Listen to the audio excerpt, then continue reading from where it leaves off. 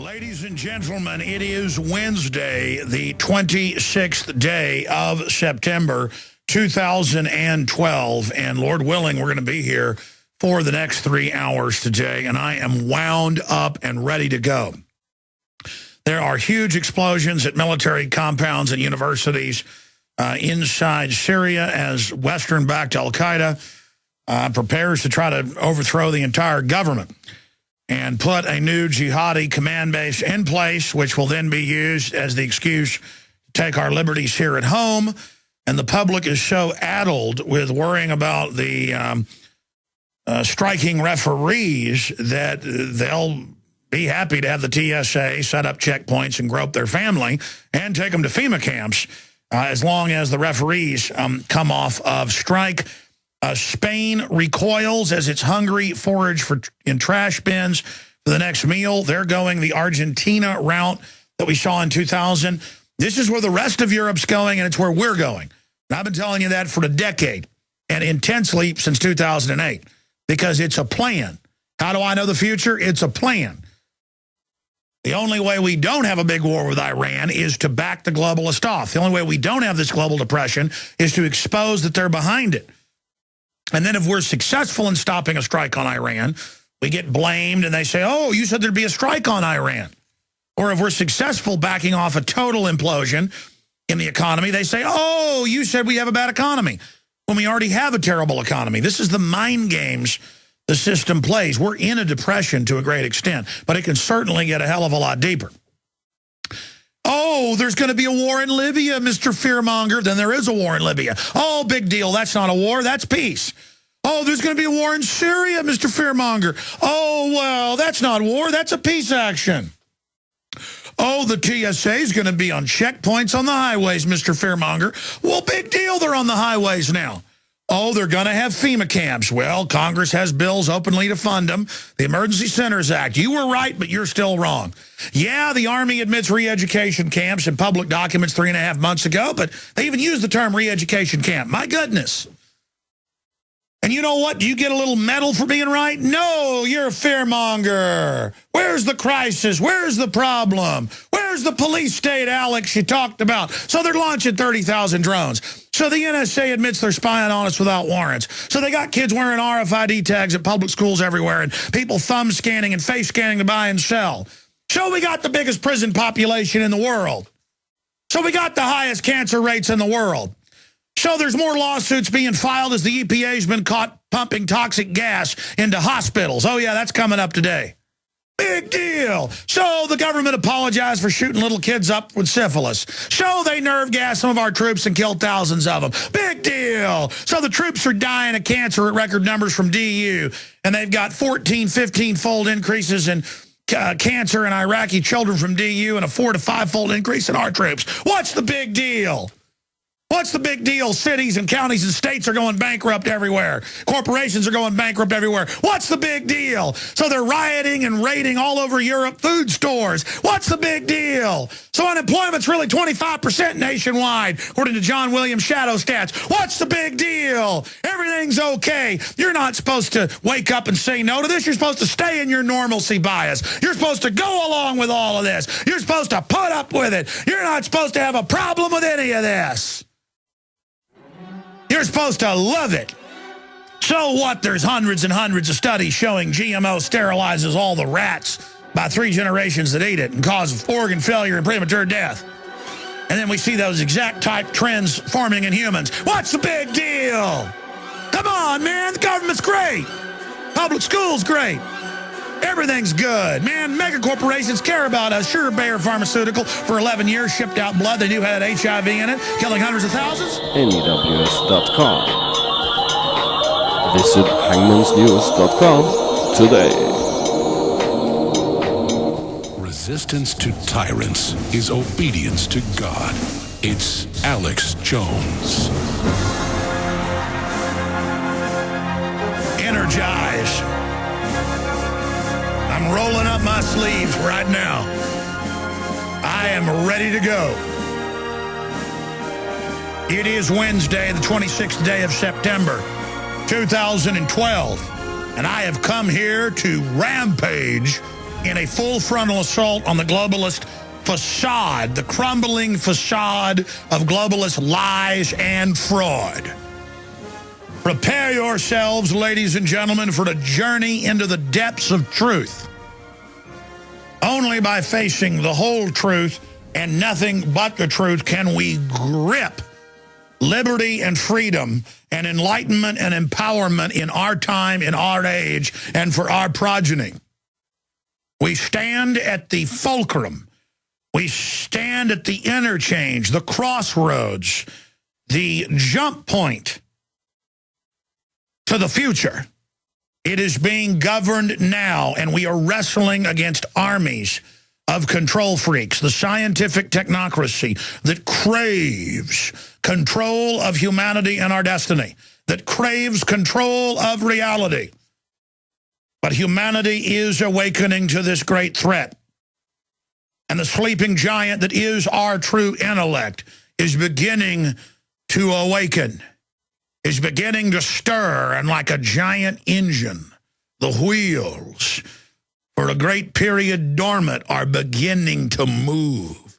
And once they begin to turn, nothing on earth can stop them. Only the good Lord above, the creator of the firmament, can stop it. And why would God stop it?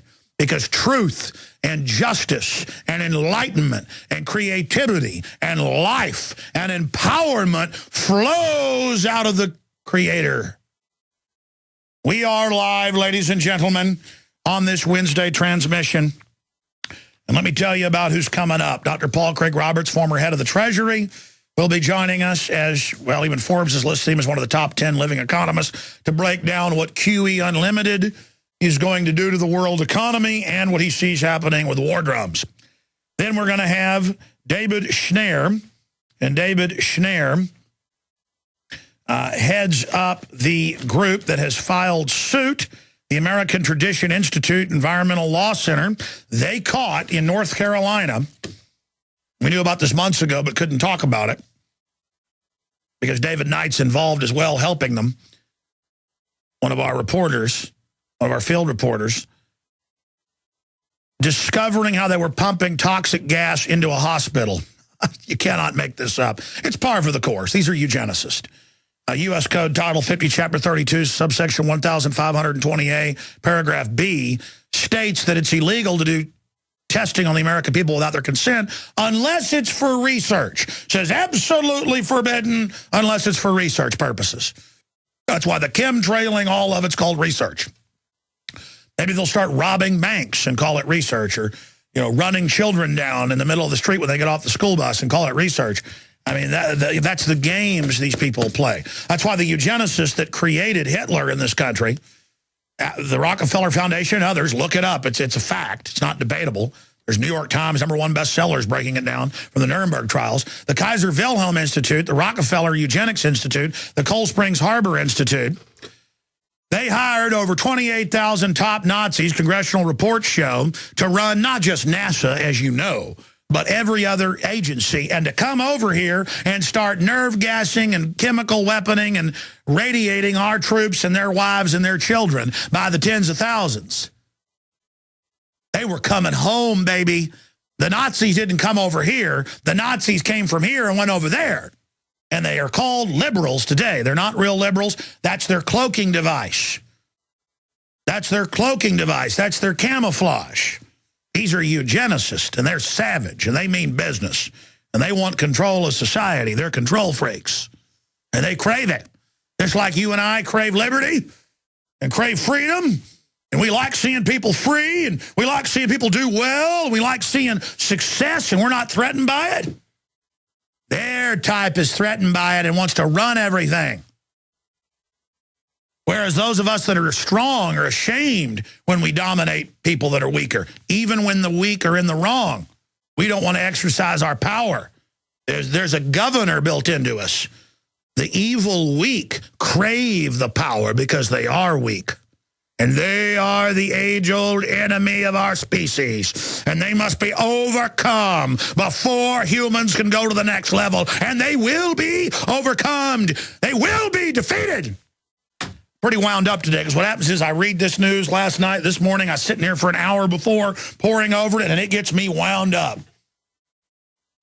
But then it doesn't have that first look or that second look or that third look feeling of a new piece of news to me. That's why I tend to never even cover 10% of it. It's all up at Infowars.com and PrisonPlanet.com, and I tend to settle back just into the basic thought processes of our enemies so that you may understand their twisted, dark, satanic logic.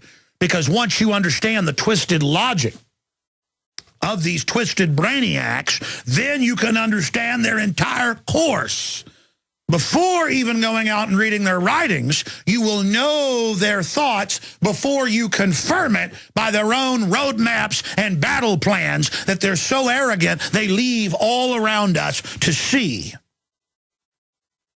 But it's more than that. It is a metaphysical rule that the enemy must tell you what it's going to do before it does it. The vampire must trick you into inviting it into your home. And these are spiritual vampires. They are your mortal enemy. And the fact that you won't recognize it, that we have malevolent, twisted, demonic, animated creatures walking the face of this earth, seeking power, roaring to see who they can devour, going about roaring, seeing who they can devour, who will cower to them, who will fall in fear. I used to watch movies as a child and think when the killer came in with a knife or something, why did everybody fall down in fear and shake? I thought that wasn't real. I thought that that was only in movies until I studied real history and saw that actually a lot of people act like that in reality. That's why so many people hear this show or see this show at prisonplanet.tv and they think I'm trying to scare them. No. Somebody bust in here with a knife or a gun, I defend myself, not because I'm Billy Badbutt, but because I have a survival instinct, and so I have a defensive killer instinct that will trump evil any day. Evil cannot keep coming if somebody good stands in its way and is committed. You may be struck down, but in that act, it activates at a subatomic level other resistors. And that's what we have to do. We have to beat the drum to call out the humans who are ready to resist the tyrants. We have to commit to the ancient and holy right of resistance to tyrants. It is the only way to truly fulfill yourself. And yes, my friends, to commune with the creator of the universe. And I'm trying not to preach here, but I just can't help it, ladies and gentlemen, because that's what it's really all about. And you're not going to find it in 95% of these churches. I'm going to stop right there and let you know what's coming up today. I told you about the guest. Huge amounts of incredible news. Massive explosions in Damascus strike top Syrian army building. Probably not even a bombing. Probably 2,000-pound bomb looking at it. How do I know? I've studied warfare. How did I know that the reactor cores had blown up at Fukushima? I interviewed top radiation experts, nuclear plant designers, nuclear physicists. I blew up the video of reactor 3 blowing up. I looked up the fact they were storing the fuel rods on top. I looked at the fuel rod storage containers and was able to say those are fuel rod containers blown 2 miles by measuring the video off the height of the communication towers around the facility. And then, of course, it came out a year later in the New York Times that they were storing the rods on top of the buildings and they'd been blown 2 miles. Total precision. Not hard to engage in. Not hard to engage in.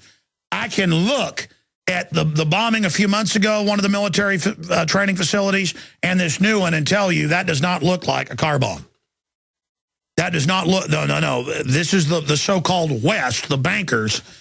So Al-Qaeda can get in control, bombing. If it was a cruise missile, it was a big one. Probably airdropped from high altitude. But we'll be getting into that today, ladies and gentlemen. We'll be getting into Spain recoils as its hungry forage and trash bins for the next meal, just like Argentina.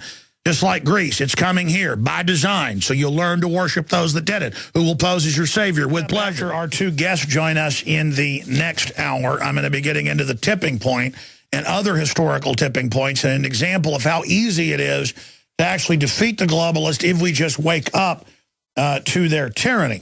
And as I said, I will also get into, you are a conspiracy theorist if...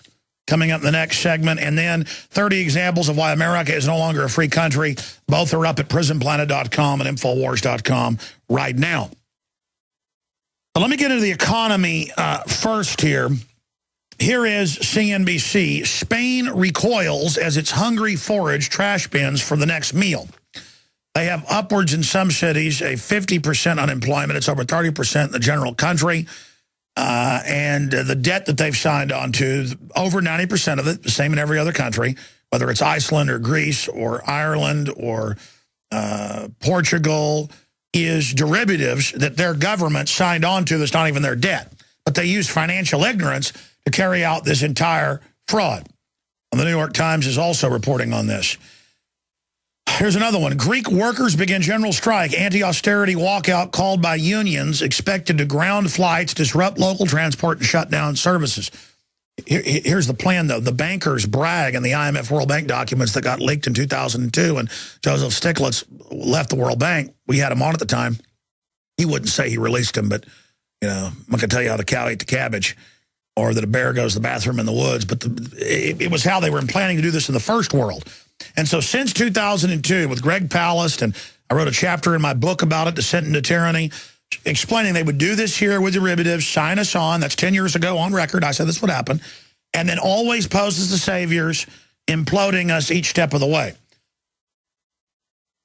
And so they use what they call the IMF World Bank riot. As things implode, they know you're going to riot. Well, they just sit back offshore as the society even implodes more, and then use that as a way to drive down the value of property and companies even more, to then come in with more fiat money and buy it all up. See, that's why they destroy countries one at a time, though. You notice that this is a systematic gobbling. Because if a country ever resists and turns the tide, and if they ever get exposed, the globalists will back off. They know if it goes worldwide and people wake up, they could join together worldwide or in coalitions and go arrest the globalists. So they take countries one at a time. It's a military tactic. You take one island, one country at a time. You exploit that country against the next. It's also a communist control system. They learned from the British. So that's what we're seeing here, an island-hopping takeover. Continuing here, London Independent. Angela Merkel, Europe must stay the course on painful reform. Raising every form of taxes on small businesses, exempting big ones, cutting all sorts of benefits, but raising taxes to give tens of trillions of dollars to mega banks. Now, look, it's happening here, too. Household incomes falls in August off 8.2% under Obama. Now, again, here's CNBC. Tax hikes coming no matter who wins the White House. And the Federal Reserve are the ones, the private bank, same European stockholders, saying we need to tax the rich people, even though they've written the laws so the billionaires are exempt. They say tax the guy and his wife making $250,000 a year who actually goes to your restaurant, goes to your store, or hires you. Get rid of them. Argentina used to have a huge middle class. 100 years ago, they had more money than we did per capita. They were the richest thing in this hemisphere. Not anymore. This is the plan. They don't want independent wealth. They want mega rich, exempt globally from the laws they pass domestically. The global social engineers can play God. They control almost every country in the world by stealth, corruption, by takeover, by infiltration that the great Roman philosopher and statesman Cicero talked about. The traitor is the plague. In fact, print me that quote again, guys. Thank you. And now they've got all of our resources and our work and the taxes we pay to use against us. And then they come out and lie because we wake up and know there's no law to take vaccines, and we learn how deadly they are. And now they say, okay, we told you it was the law, it wasn't. Now we're going to pass laws to shoot into you whatever Big Pharma says, even though Big Pharma has been caught doing secret medical testing and killing innocent people for 100 years. And most Big Pharma is eugenics owned and run. if not by the Nazis, by the groups that created the Nazis in the U.S., England, and France.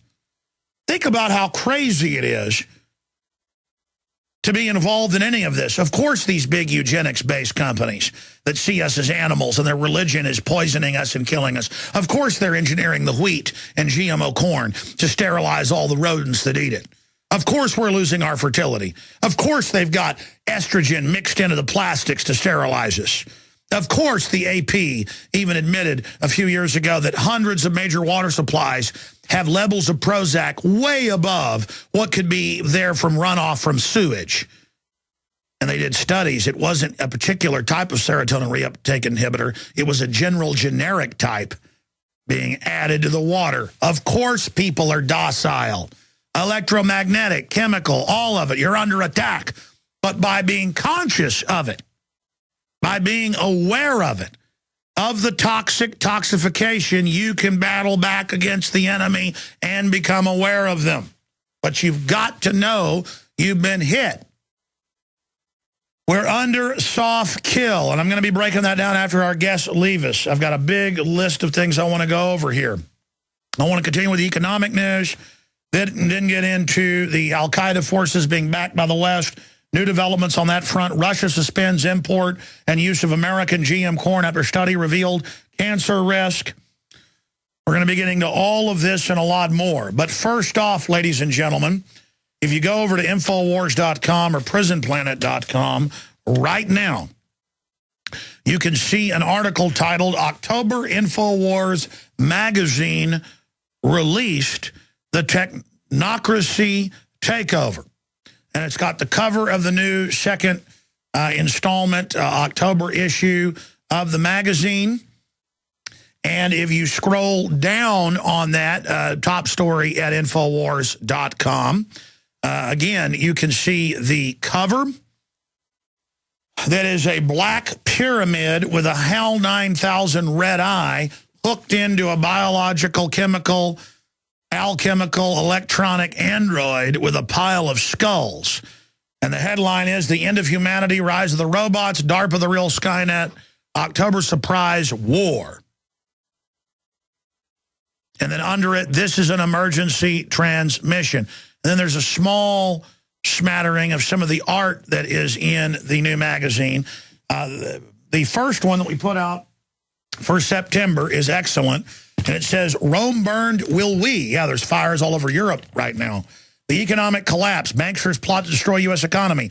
Banking cartel conquers America and brags about it.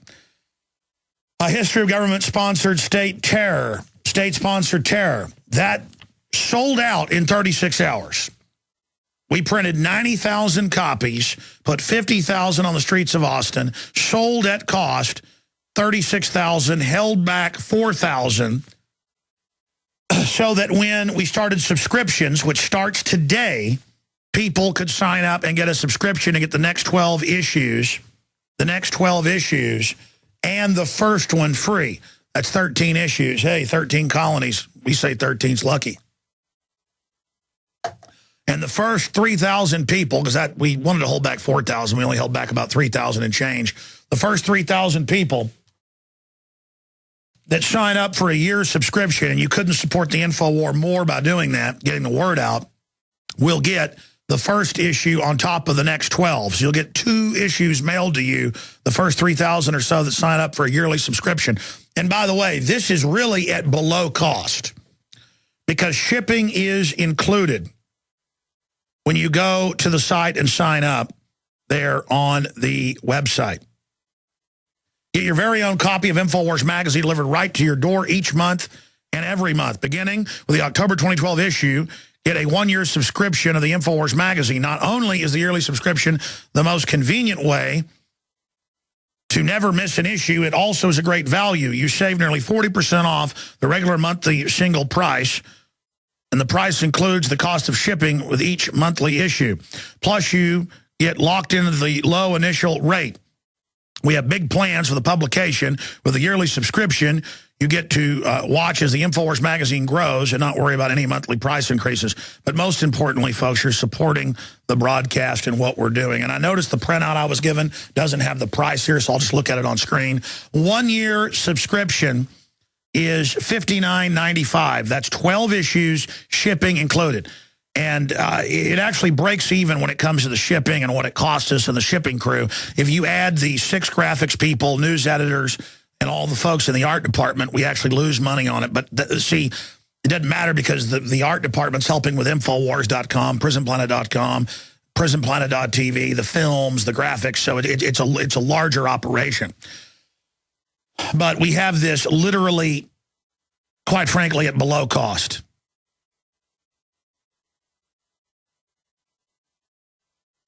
And again, ladies and gentlemen, you have to go to the site. Guys, just, you know what?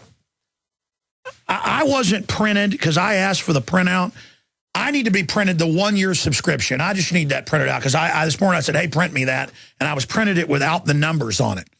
And so I need to actually have the year subscription, the 1-year subscription information. But again, it's all up there at InfoWarsStore.com. And you can also, here's what's most important, and we'll put this up on screen. We can at least get this done. We'll put this up on screen for everybody here. You can get them at cost in bulk, 10 packs, 20 packs, 30 packs, 50 packs, 100 packs, at cost at InfoWarsStore.com as well. Again, they've got Infowars magazine, 10-pack for $14.95, and it just goes on from there. And what a great tool. People are so used to internet only. They're so used to, information being worthless. With it in, the nice printout with all the graphics.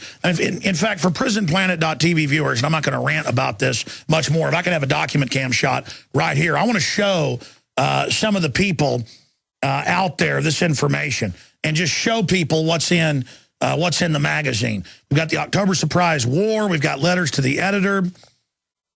We've got Big Brother to, track and control everybody, and the fact that they admit they're doing it. We've got face deals to buy and sell. Now you're going to be face scanned. That's going to roll in everywhere. We've got Tripwire with the government tracking the face scanning cameras and illegally tracking everything you do. Big Sis spying on patriot groups. The Drudge Report, Infowars.com, and DrudgeReport.com. See no evil, say no evil. DHS launches See Something, Say Something, saying speech is now bad. We've got the breakdown of will humanity survive the singularity, getting in, obviously, to the whole cover issue of how the elite openly say they're going to exterminate us and replace us with the machines, and how we've always been cheap, but now we're worthless and actually trash.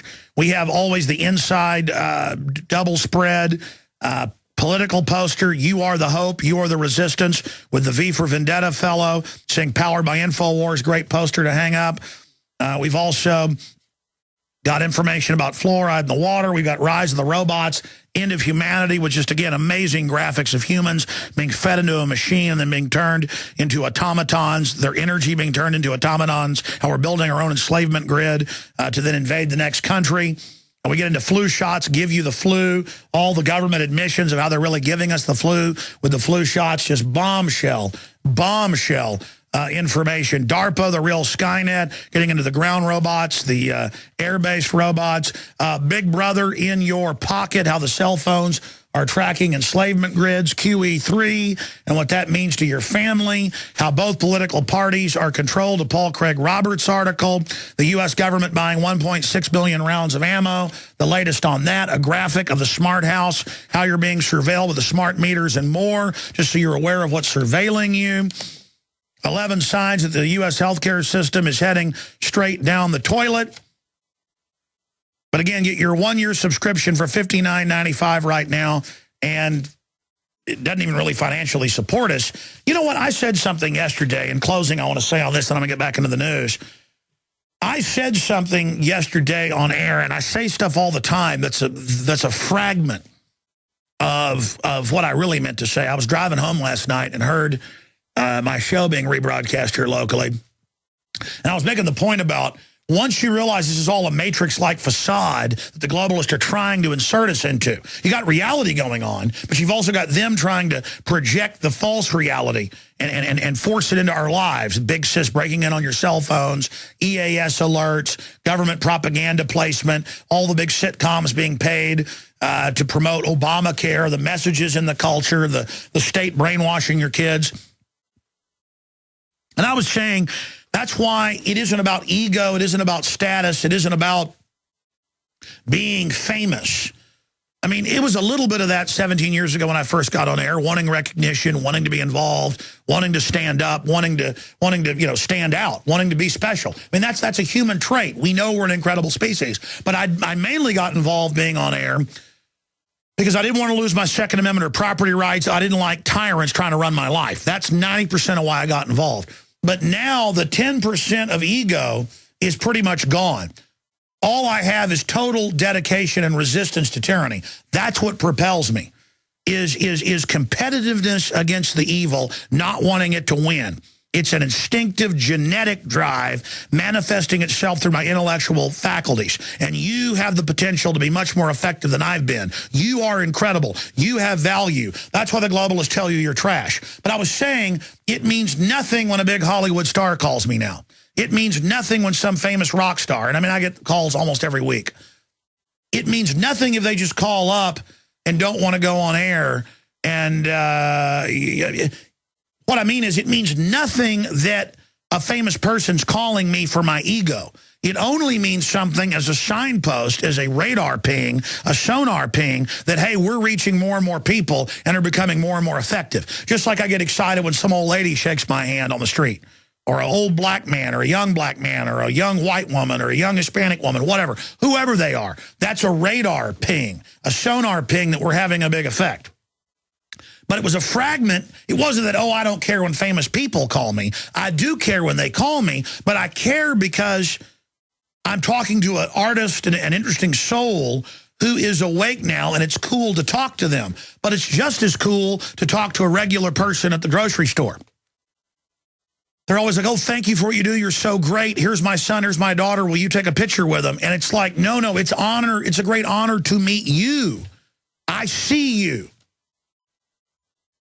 And, I see that you're another free soul that wants liberty. We're fellow travelers together. We're on the same journey. We have the same goal of freedom and justice.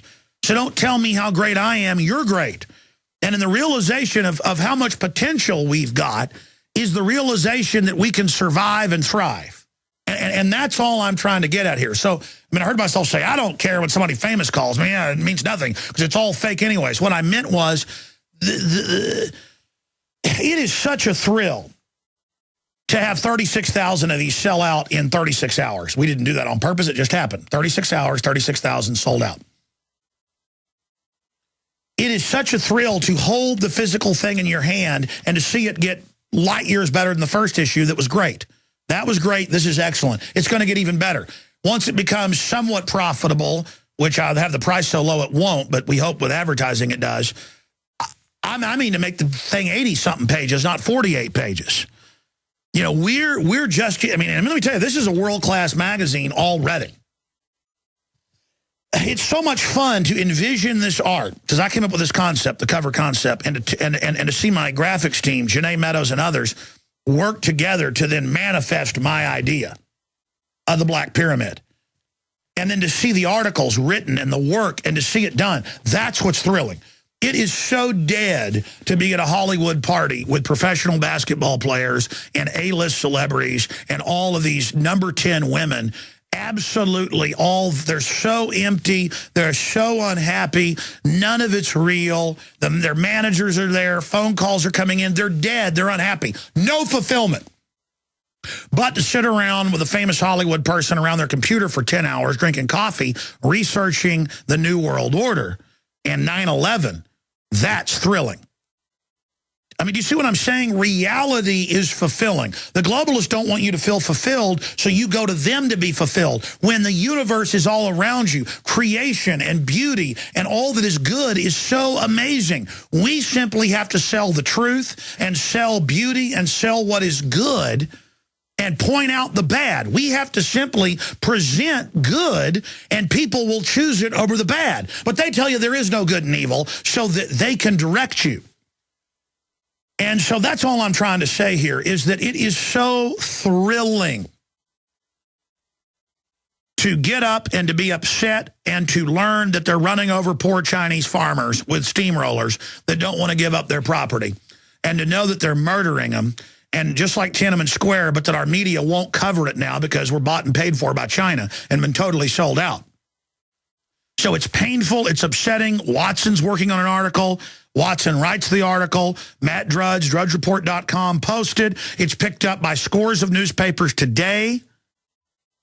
And do you think I care when most of the newspapers didn't give us credit for his Chinese wife noticing that and, breaking it? I could care less. Because the thrill of the fact that that guy who didn't get up and let the steamroller run over him, that person that is so admirable, that person that is so strong, that they did that for humanity. And that their death didn't happen in vain, and that information went out to expose that murderous communist Agenda 21 model country that the bankers run. The fact that because it made me angry that man was killed. And it made me angry that nobody knew about it. But by it getting out, now his sacrifice had an effect. And it's so thrilling. It's like giant buckets of diamonds to unlock minds. That's what I'm after. The globalists are after that too, but they want to enslave your mind. I want to empower you. I want you to go to the stars. We'll be back. Stay with us. While they're putting cancer viruses and almost all the vaccines on record, I've got guests coming up in about 35 minutes who are suing over it, an investigation team. There's big news out on it today. Where the EPA is pumping toxic gas into hospitals. I mean, you can't make this stuff up. And I'm sorry, we're in trouble because all the men are like, yeah, I bought a case of beer watching the game. Everybody's like, man, that's manly. Yeah, I know I'm manly.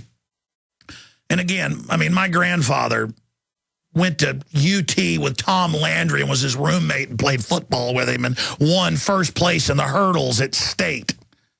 My whole family's football, football, football. I grew up watching football. I like football. Okay, don't get me wrong, but it's become a mental illness, okay? I played football, was not very good at it. And it was hellish. When I was a freshman, they put me on varsity, and I got run over and over again. I was like, why am I one of three guys you just put on varsity? I don't know which end is up. Well, you hurt people. We don't know why, but you always seem to hurt somebody. And that's what we like. That was old-fashioned football. You're not supposed to talk like that anymore. The point is that, ladies and gentlemen, we are not focused on what is important in this country and in this society. We are not focused on the core things. And you've heard them. They're announcing they're going to raise taxes no matter who gets in office to give it to foreign banks. And that makes me angry. I've got huevos rancheros because I meant to stand up for my family, not because I meant to strut around and go, oh, football. I bug my eyes out at other men at red lights because I'm tough. You're supposed to get out there and bug your eyes out at the bureaucrats who are bugging their eyes out at you, dominating you and your family. But again, we sold out. I just want to plug this now that I have the prices in front of me. $59.95, your subscription, shipping included. 12 issues plus the first issue, that's 13. Infowarsstore.com. International is $149. It just costs so much. And that's at cost, folks. We're hoping to turn a profit just with advertising with this. Hadn't happened yet, but we almost broke even. The point is, I've got these prices. You're like, well, Alex, if you sold them all out in 36 hours last time, 36,000 that you had extra, you sold out in 36 hours. Why are you still selling them at cost? Because what I just said before the break, I'm looking for the mines unlocked. That's what thrills me. And if I do give these out at cost, people buy a lot more of them, and it gets into more people's hands. If this continues, we only printed 100,000 this time. We printed 90,000 last time. If these sell out again, I'm going to print 200,000 next time, and then 300,000. Who knows? You guys may buy 1 million of these at cost. And I'll just keep doing it. And let me tell you, it's having a big effect around the country. I'm going to quit plugging that. Infowarsstore.com, Infowarsshop.com. Get them, sign up for the subscription, so you don't have to order it over and over again or buy them in bulk at cost. And get the other issue that we held back 3,000 copies of. This says 2,500 copies on the sheet. We got about 3,000 back there.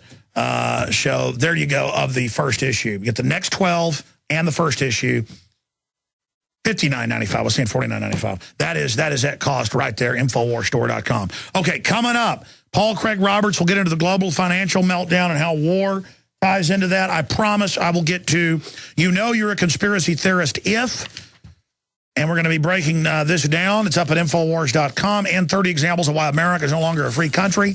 And again, people are like, well, don't run down America. We won't save America unless we admit how much trouble we're in. It's like, don't run me down for injecting heroin. Well, you're going to die if you keep injecting it. I'm telling you, stop injecting it because I care about you. It's the same thing. So we got to admit how far we've slid. We'll look at the geopolitical ramifications and big news on the GMO front. We're having some big victories there. Stay with us.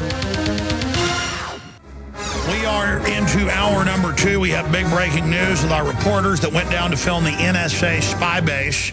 There's not just a big new one in Utah. Jakari Jackson, Melissa Melton got pounced on. We're going to be breaking that down. That just happened. Joining us for the next 30 minutes is Dr. Paul Craig Roberts. Then we have whistleblowers filing suit over the EPA pumping toxic gas into hospitals on purpose. You cannot make this stuff up. So that's coming up. Dr. Paul Craig Roberts, of course, is former head of policy at the U.S. Treasury, one of the top economists out there. Forbes magazine and others have reported over the years. And he's accurately predicted what's happening in the world economy. So I want to get his take on that, and then his syndicated columns that are breaking down the funding of al-Qaeda to attack Libya and Syria, now Iran, and where he thinks that's going. And we will also give you his website. It's paulcraigroberts.org. And he joins us now. Doc, this is a short segment, as you know, but long segment coming up. Wow, things are deteriorating fast. It looks like Spain and other places are going the way of Argentina. Well, they might. On the other hand, Alex, that hype is very useful to the banks because they can make a lot of money with interest rate swaps, with shorting Spanish debt, with credit default swaps against the debt. So it's unless you spend half the day on that problem, it's hard to know how much of that is really real and serious and how much is it hype for money-making opportunities by Wall Street. Sure. All I know is they're engineering a financial collapse while posing as the saviors and doing bailouts that are really wealth transfers to themselves. And they talk about this new Agenda 21 post-industrial model. And you point out that, we can't have a recovery because they've deindustrialized us. I mean, there's a method to the madness. Well, yes, there's a variety of methods. And it's certainly the case that after, what has it been now, 4 years or more of very easy money, in fact, the easiest monetary policy in our history, the largest budget deficits, there's still no recovery. And there can't be one because, as our friend John Williams has pointed out, the consumer incomes, real consumer incomes, deflated by the CPI, are today where they were in 1967. So in terms of real purchasing power, the Americans have no more money than they had in 1967. And in fact, it's even worse than that, Alex, because John, to avoid too much controversy, uses the CPI. But he has shown that the CPI itself dramatically understates the inflation. And if you were to deflate American incomes today by a more realistic measure, they would have less money today than they had in 1967. So how do you get a recovery? There's no consumer income, and we've talked about this before. And the Federal Reserve relied for years on the expansion of consumer debt and rising housing prices and refinancing the houses and spending the equity to keep the economy going, but that's over with too. So there's no way that there can be a recovery. And in Europe, it's an equally bad situation because what is really happening is that the EU is using what they call the sovereign debt crisis in order to destroy the sovereignty of the individual member states. The EU intends to turn Germany and France and Spain. Doc, stay there. We got to go to break. Let's come back and start at square one here. Your breakdown of the real state of the world economy, where you think it's going, what QE infinity means, your take on what's happening in Europe, and then how that ties into the larger funding of al-Qaeda to go haywire all over the world. We'll break it all down straight ahead.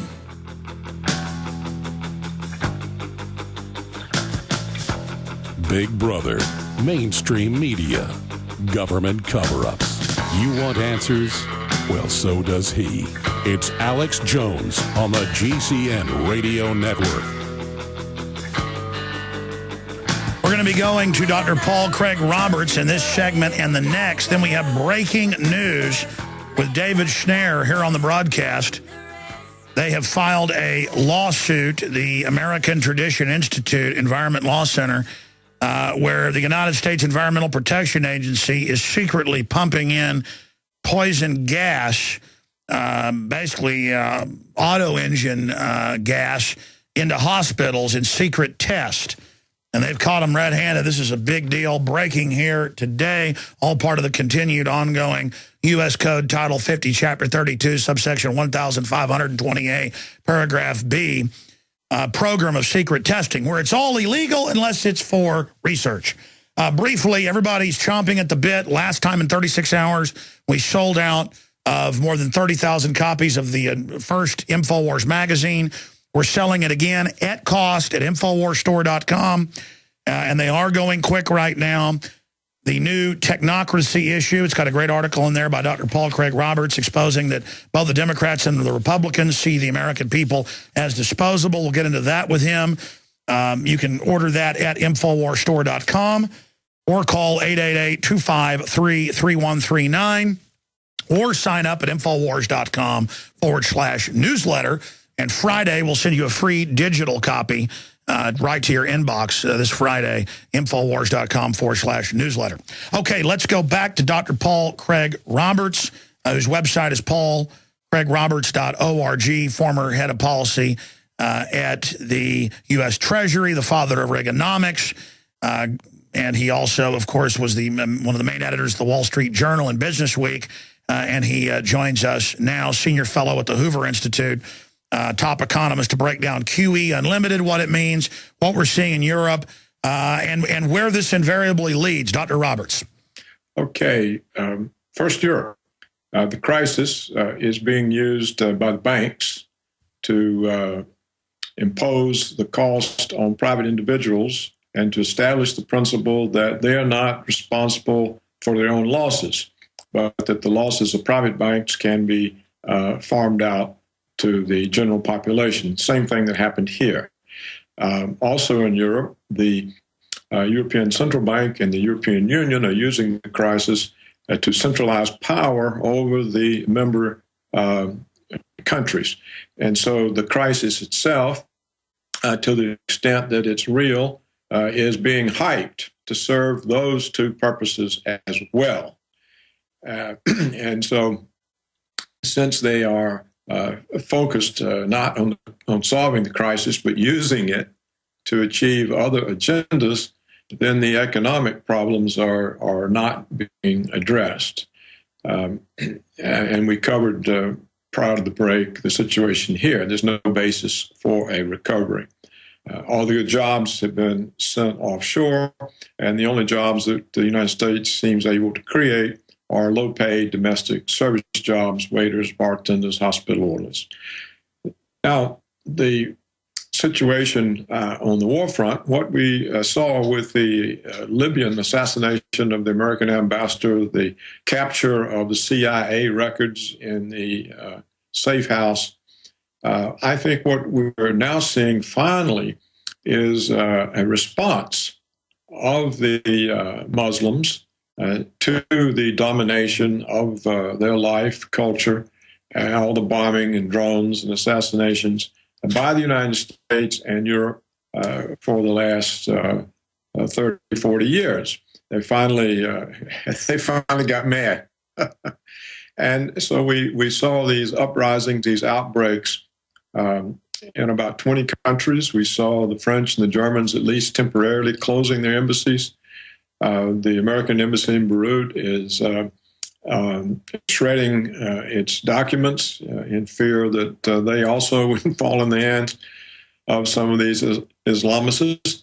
So it looks like if this sort of thing continues there and it gets worse, the West simply will be ejected from the Middle East. They won't be able to maintain a presence there. Without embassies, they can't purchase the governments and make the payments to the governments.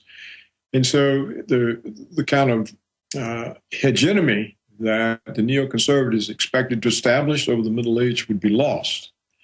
In the meantime, the United States continues to try to bottle up China with naval, air, and troop bases, even while the defense chief tells the Chinese that, oh, these bases aren't directed at you.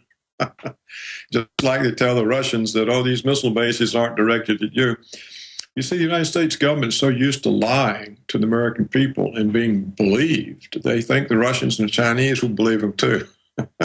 Amazing. Let me digress for a moment here, because we know the West and NATO used al-Qaeda to take over Libya. They're using them to blow up bases and attack Syria. That's on record. They're forcing people to be suicide bombers, or they kill their families. Our media puts this out like it's a beautiful, wonderful thing. We're seeing a schizophrenic policy where there is no morals in the elite but power, and they're totally opportunistic. But now it's like a snake eating its own tail. Their own precious al-Qaeda is now striking back against them, and they're telling us, give our rights up because al-Qaeda is going to attack you. I mean, the whole narrative it just makes no sense unless you're completely brain dead. So maybe some Americans, heavily fluoridated still by it, but nobody overseas, nobody that's got two brain cells rubbed together or who can tie their shoelaces or wipe their nose buys any of this. I mean, this does look like collective insanity. Yes, you see, and what Washington has done by destroying the secular governments that sat on these Islamist forces, by destroying Saddam Hussein, by practically destroying Assad, by destroying Gaddafi, they've unleashed all of these very virulent and extremist Islamist forces that are determined to throw off all forms of Western influence, you know. And so how can they control it now? They can't. The way it was controlled was by the people we've overthrown. So we've produced the snake pit for ourselves. And of course, the people in Washington, no one will want to admit that somehow their policy was wrong or is backfired. And so they will stick with the same stupid policy just so they don't have to admit they were wrong until it destroys them. And I think that's what basically they face. So what do you do? We have the fiscal cliff. It will be evaded, just like Congress evades the debt limit, the budget resolution. They evade everything that's a real problem. And they continue all of this pretense. So in the end, there's nothing but pretense. And so I think this is really what brings down the empire and saves us from the police state. So it's an empire of delusion. It's a culture and an empire of delusion. In fact, my next article is called The Culture of Delusion. And I think that there's so many different agendas wrapped up in this, and they're all deluded. You know, look, Alex, what public policy debate consists of anything but lies and propaganda? What political decision is ever made that's not a lie? Oh, it's amazing. I've studied our policies. Our country's never been perfect, but 50 years ago, the State Department really did try to build up countries and industrialize them. Now it tries to destroy them. I mean, it really is a degeneration Not that the ruling class was ever good guys, because power tends to corrupt, as you know, as a historian, not just an economist. But now they're smoking their own dope in the establishment, and they're destroying their own checks and balances that have protected them. They're building a wood chipper that they want to feed us into, but they're the ones that are going to end up going into it. That's right. I think that's a good way to put it. And so the basis for hope is that there are so many agendas based on total lies that has produced so many miscalculations that it'll all come back on their heads. Now, the real question is, when they see that happening, will they push the button? Yeah. And who knows? But I think the best position that any American can take is to never believe one word from the government, not one word. It will never tell them the truth about anything, and there's no prospect of them being able to tell the truth, because their agendas are wrapped up in mendacity and the worst kinds of crimes and ambitions, and so are the hopes. So, are they desperate, or are they megalomaniacs? I know it's a mix of the both, but I mean, certainly they're all in. They're committed to this, and so that makes them a dangerous foe. Well, that makes them dangerous to the world and to the American people. You see, they've taken away our civil liberties. They've built these internment camps. They've broken the posse comitatus law. So they're prepared to use the same force and violence against American citizens that they use against the Iraqis, the Afghans, the Pakistanis, the Yemenis, the Libyans. So what's happened is persuasion and argument, convincing people. This is no longer their policy. It's violence, force and violence. Sure, look at the Chinese. We're going to break. We're going to have until 40 after, and we've got our next guest on with breaking news. But you're absolutely right. The Chinese have got 98%, according to the Wall Street Journal, of rare earth minerals by soft power, by building people up. And meanwhile, our government uses force to take everything. And they are madmen. We'll be right back, ladies and gentlemen. And sure, they're cogent, but they're cogent like Hitler was. I mean, deep down, they're insane. The federal government gassing people inside hospitals. And there's just thousands of declassifications, radiating little kids, you name it. I mean, this has been going on a while when they brought in the paperclip scientists, the eugenics arm, but that's how they've grown their cult of ruthless people, and now they've taken over.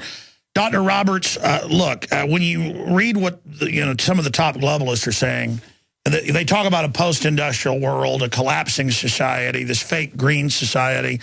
They've kind of created a cosmology, and you see the big banks, Goldman Sachs, JP Morgan, funding it, funding these different movements, telling us it's good to be austere. They've somehow convinced the public that most of these new taxes Europe's having to pay go to pay off their debts, but really most of it is the derivatives. How do they get away with this? Is it the total financial ignorance of the public that they're able to sign us on to their debts, and then the bankers get appointed as the prime ministers and presidents, and then they lecture us about how we shouldn't be able to take a hot shower while they have giant palaces and yachts? I mean, do they just think the police state's going to protect them? I mean, why do they think they're God? I mean, where do you see this going? Well, they get away with it, Alex, because the print and TV media are their servants. Salenti calls it the prostitute media, and that's what it is.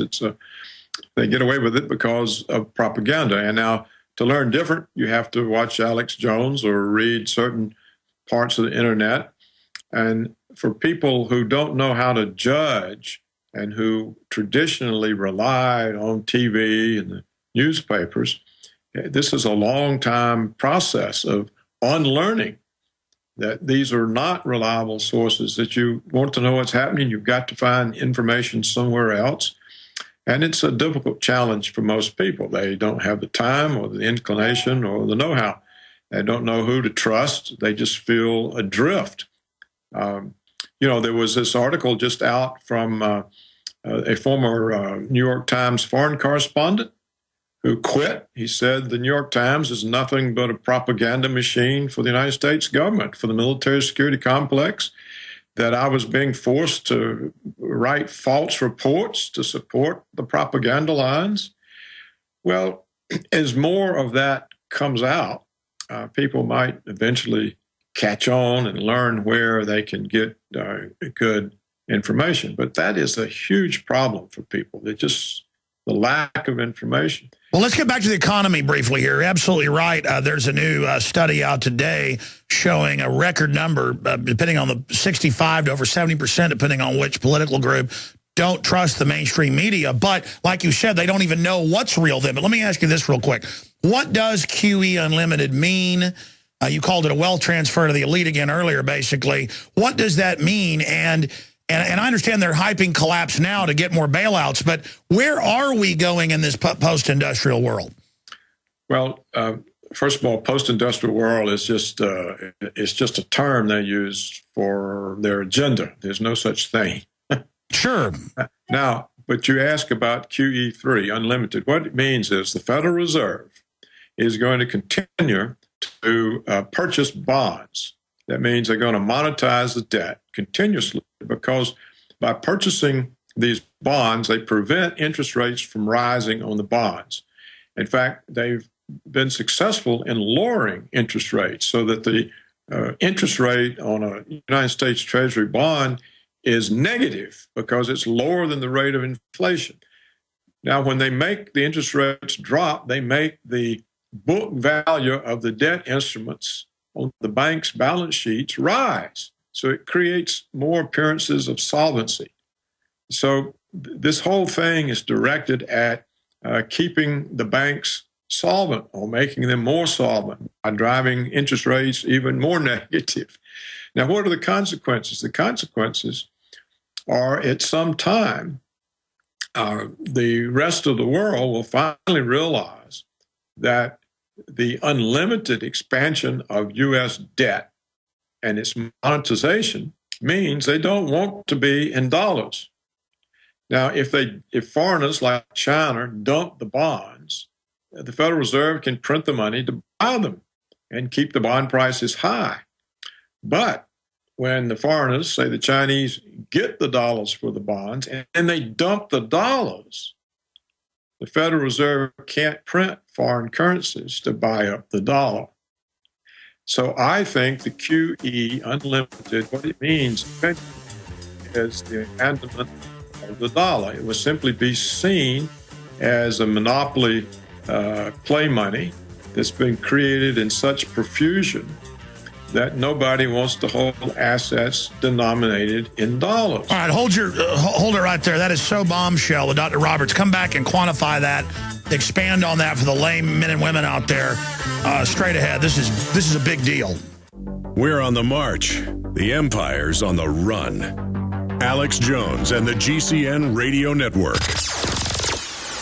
We're on C-SPAN. They talk about a false flag to be blamed on Iran. I mean, that's how dumb the ruling class thinks you are. They had Gary Hart 5 years ago write a letter to Ahmadinejad of Iran, and he said, hey, our government stages stuff, Gulf of Tonkin, Lusitania, the Maine, other events, you better do what you're told. And some said it was a warning. We actually interviewed Gary Hart. It's in the film Truth Rising. Luke Rudowski did, and We Are Change. And he admitted to it. I mean, he put it on the Huffington Post. It's not like it's a secret. But this new video, I saw it this morning, and Richard Reeves is like, why aren't you covering this during the break? And I went, oh, I meant to. I mean, people are always like, why did you cover this? I got like 100 articles in here. And it's insane, the amount of craziness that's going on. And the fact that the rulers that run everything, I want to get Dr. Roberts' take on this and then get back into what QE3 or unlimited or in QE infinity symbolizes, the end of the dollar of the world reserve currency. I mean, that's the end of the empire unless they start World War III. And you notice that's all lined up right now. The ships off the coast of China, getting the conflict between Japan and China going. This looks like what we saw before World War I, World War II. And I'm not just saying that. A lot of top analysts are saying that. And then I'm reminded of this video that's up at Infowars.com, which I just reprinted, guys. Will you run that into me right now? I know it printed because I just printed it like 4 minutes ago. it's just mind-blowing. But Dr. Roberts, before we get into that briefly, get back into what QE3 actually means and what that symbolizes. Well, it's the way the Federal Reserve finances the deficit. I think I saw recently that 3/4 of the federal deficit is financed by the Fed buying the bonds. This is the behavior of a banana republic.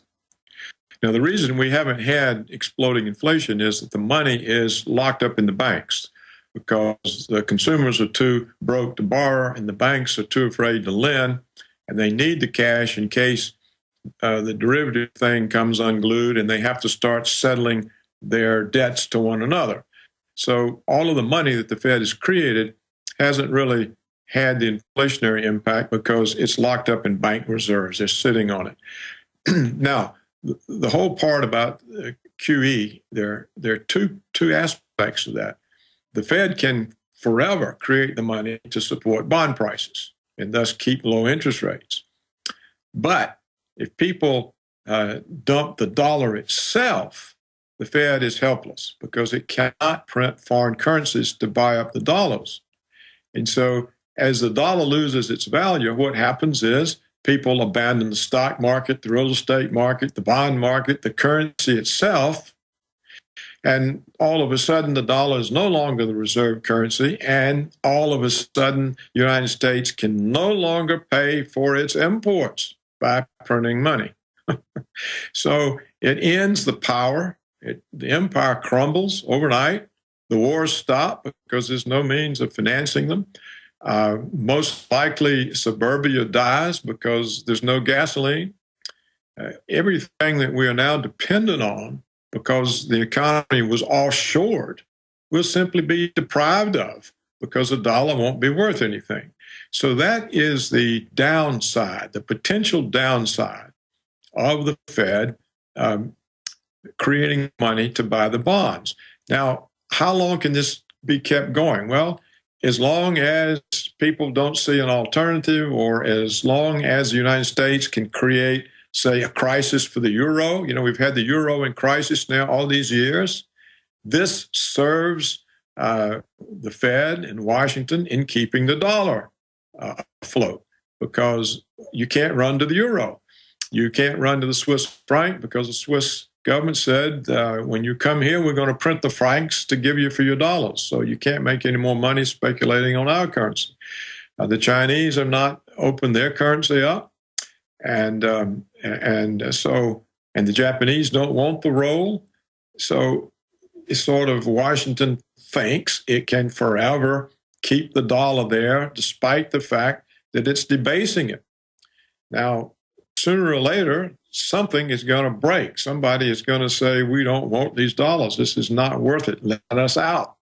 And then that's when it all comes unglued. Now, obviously, they've got the police state, the camps ready, the military. They think they're just going to have a big war with everybody, and that's going to keep the bankers out of trouble, and they can use the crisis to get even more power. They're getting their Agenda 21 federal takeover of every town ready. They've got their federalization cards handed out to all their minions. They've got their spy networks, InfoGuards set up.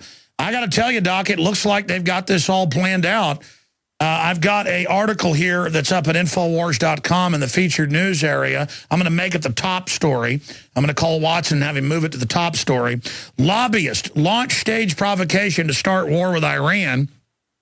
And I saw this morning and have just gotten so conditioned to know they're staging all this that I didn't even cover it in the first hour and a half. We are in the game of using covert means against the Iranians. A member of the influential pro-Israeli Washington Institute for Near East Policy, WINEP, think tank has brazenly suggested on C-SPAN that the United States should launch a false flag provocation in order to start our war with Iran. Speaking on C-SPAN for the Washington Institute for Near East Policy from a luncheon on how to build a U.S.-Israel coalition on preventing Iran from nuclear breakout, WINEP, Director of Research Patrick Clausen listed a raft of historical examples of where governments have either staged or exploited attacks in order to become embroiled in war.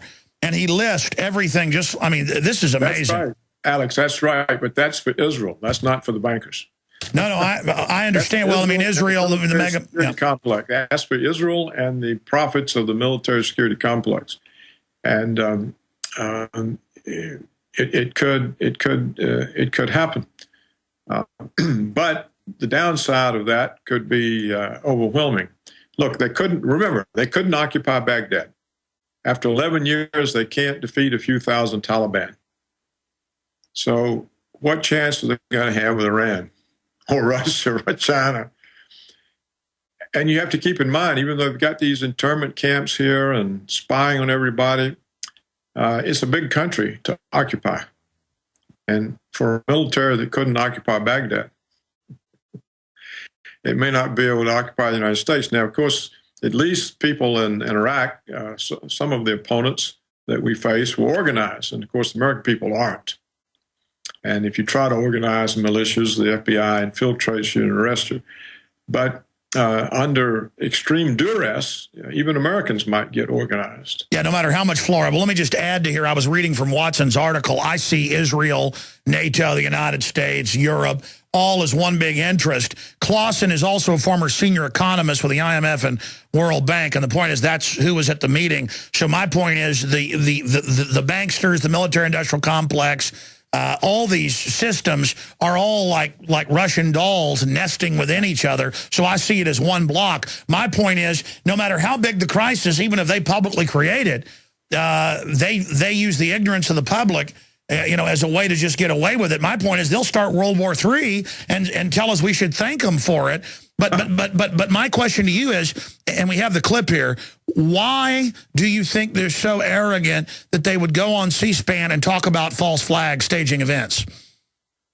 Well, they got away with 9/11, so they can get away with it. They got away with murdering Kennedy, Bobby Kennedy, John F. Kennedy, Martin Luther King. They've gotten away with so much, they just don't expect to be held accountable. In fact, now you can't hold them accountable because at war, the executive branch is above the law, above the Constitution. The Bush people established all that. So I don't think they think they can be held accountable. I would just say that not everybody is part of this. For example, our European puppets are puppets. They're bought and paid for governments, but their interests diverge from ours. They certainly don't want to be at war with Russia. No, that would be glow-in-the-dark time. Let's play this short clip and get your take on it and let you go, Doctor, and we appreciate all your time. Here's that clip. This is up at Infowars.com. I'm moving it to the top story. This is lobbyists launch stage provocation to start war with Iran.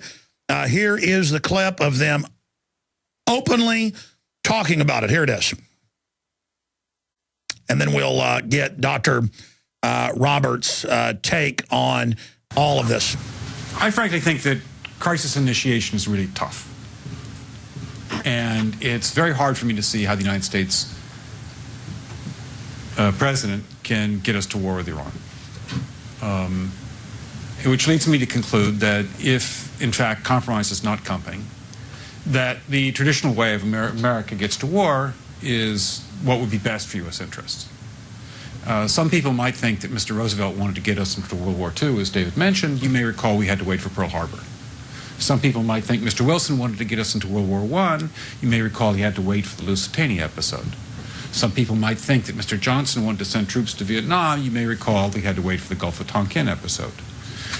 We didn't go to war with Spain until the until the Maine exploded. And may I point out that Mr. Lincoln did not feel he could call out the Federal Army until Fort Sumter was attacked, which is why he ordered the commander at Fort Sumter to do exactly that thing which the South Carolinians had said would cause an attack.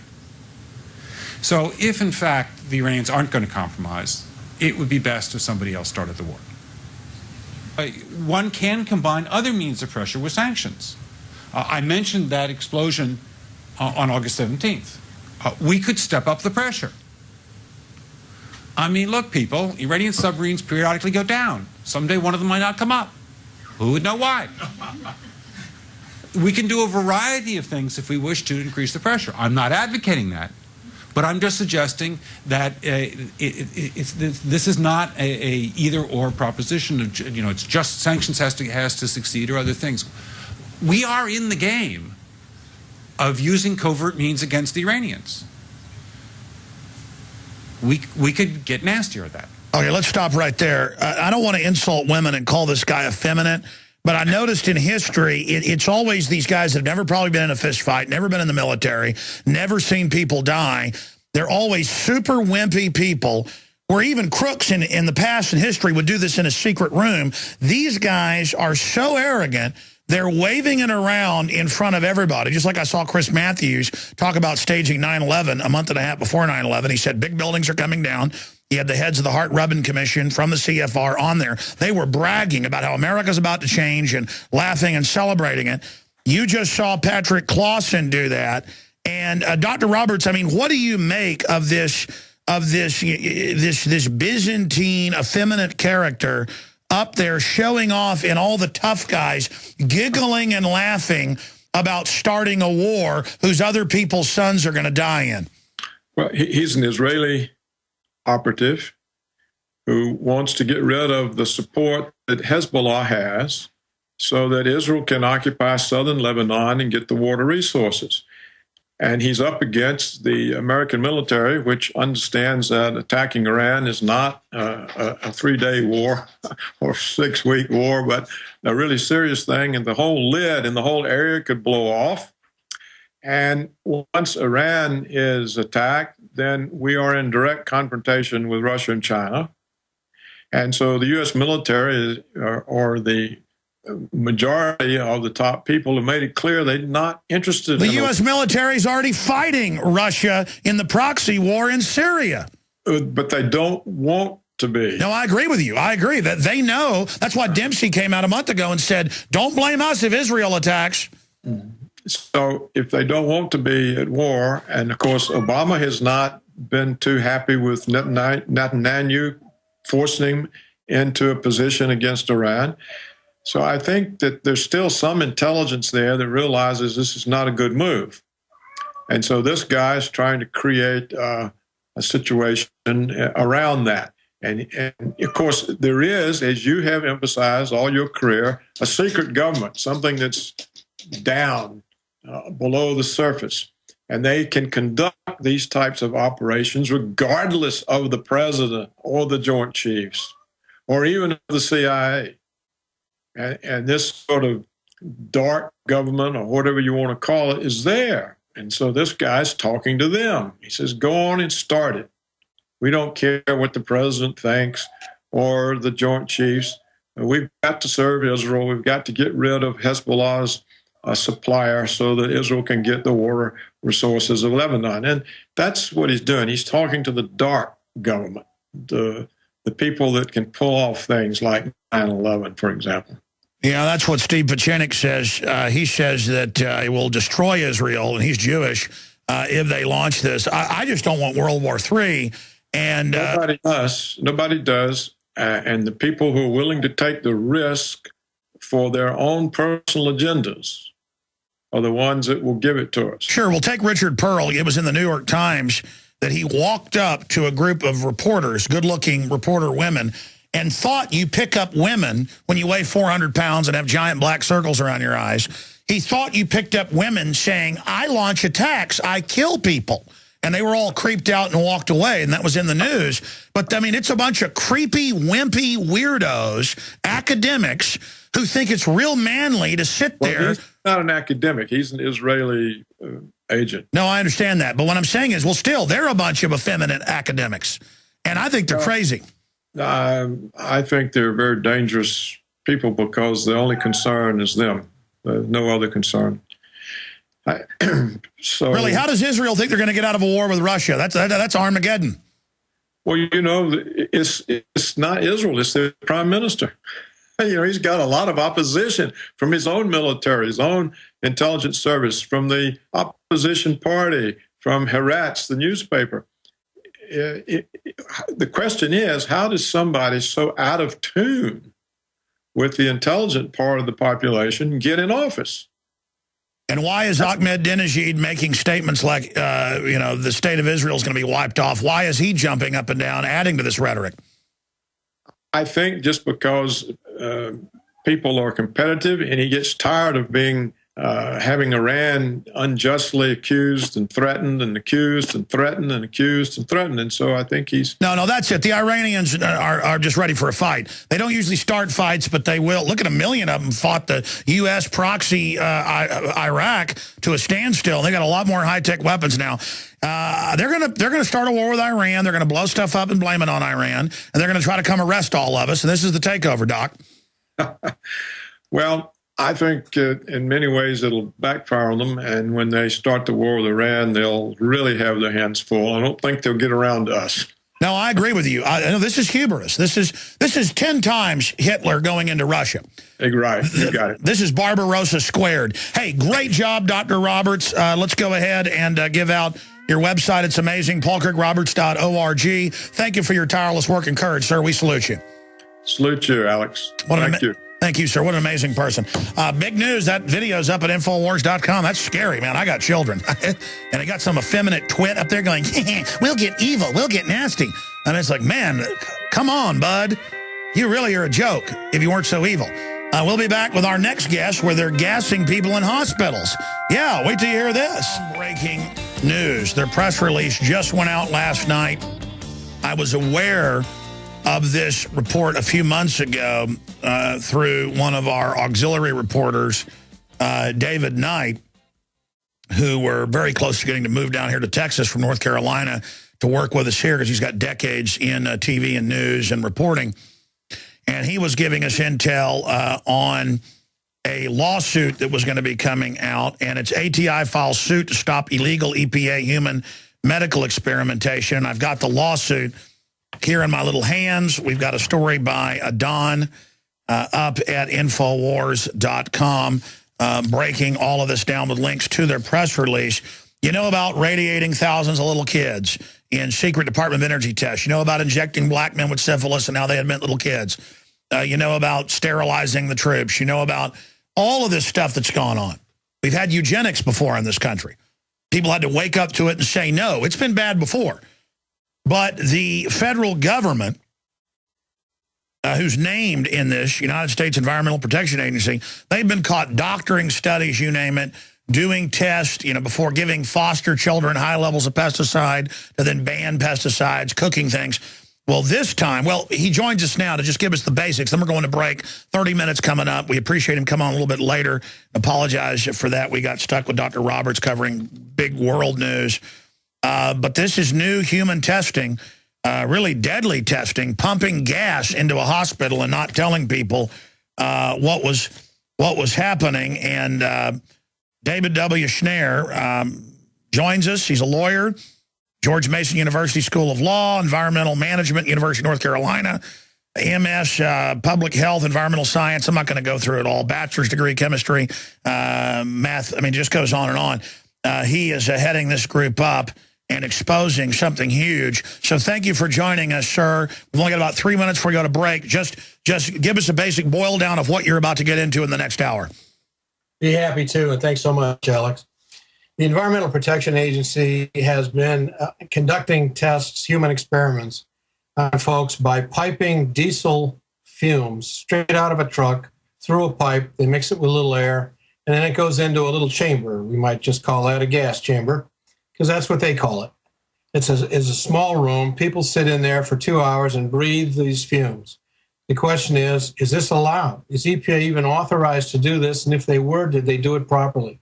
Well, they did not. These people didn't know the risks they're at. And the administrator of the EPA says that high exposures to these kinds of things don't just make you sick. She says they cause you to die earlier than you would. They cause death.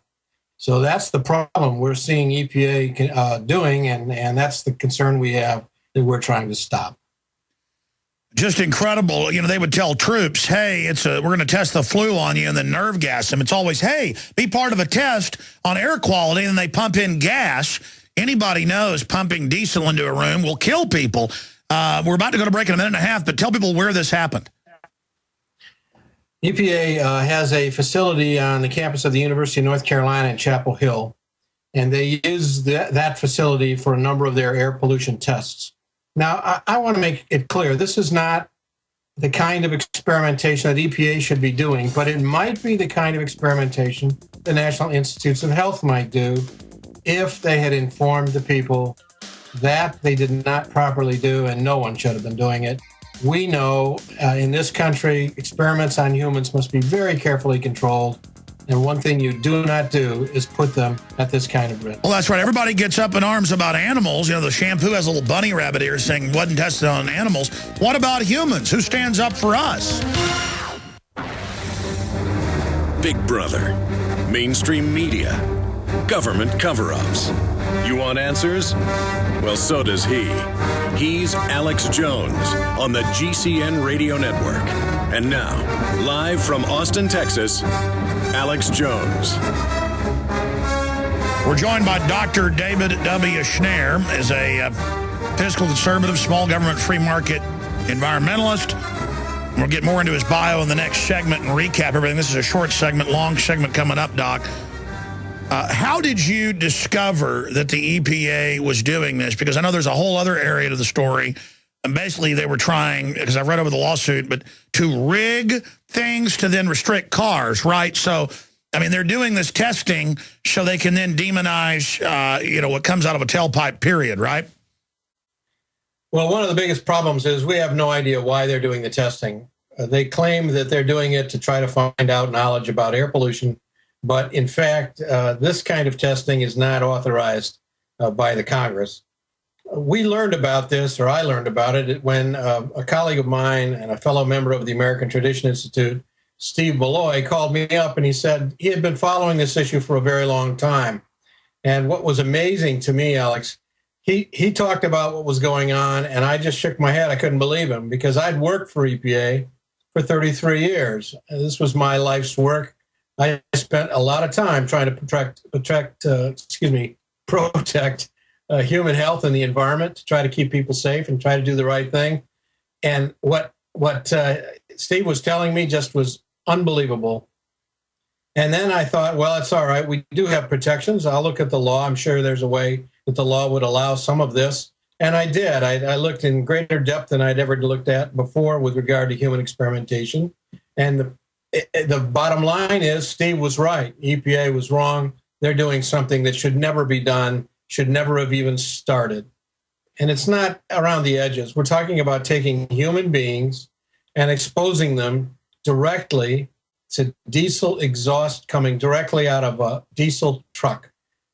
You won't believe the pictures, and they're available. They park a truck next to their building directly underneath an intake, a little pipe, and that pipe pipes this diesel exhaust, and not just particulate matter, but every other kind of toxic substance that's in that exhaust, including carbon monoxide, into the building. They mix it with air, and then they pipe it into this little bitty room where a subject sits for 2 hours and breathes it. And they get exposures that are above the level allowed by EPA for all the rest of us. And what is most disgusting is that EPA actually sought out subjects more likely to be harmed by this than the normal person. Well, I mean, by the way, we heard about Nazis that would take the exhaust and put it back into a truck. They'd arrest people, put them in it, and then pipe it back in. I mean, this really does bring up Holocaust-type imagery. Well, it does. And I will say that, in normal scientific discussion, when anyone brings up Nazis, the discussion ends because people think you're over the edge.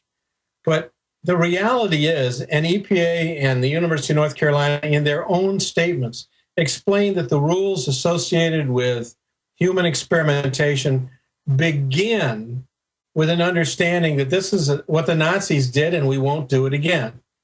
Now, there's some additional backstory here, Alex, that I think maybe your listeners would be interested in.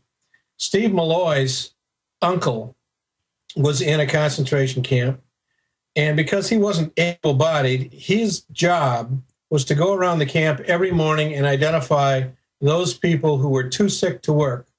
And those people whose names he put on a list were executed that day. Steve's terribly upset about this kind of thing. It's in his family to try to make amends for the terrible choice his uncle had, an uncle who was told that if he didn't pick these people, he would be killed. Well, sure, that's right up the Nazi alley, is secret and toxic experimentation on humans, a.k.a. Joseph Mengele. And you're right, in the law, it states we don't want to do that. We'll be right back to break this down. This is a big story with the federal government doing this with people that didn't know what was happening to them. Straight ahead, we're going to break down the whole thing and show more photos. You're a conspiracy theorist if, and we'll go over this list and more. We've also got a new Natural News article just out about Bain Capital helping cover up Monsanto activities. So, and again, they're financing Obama as well. It just shows how it's bipartisan evil, a total culture of corruption. Now, we're joined by Dr. David W. Here on the show today, and we're going to be discussing some things.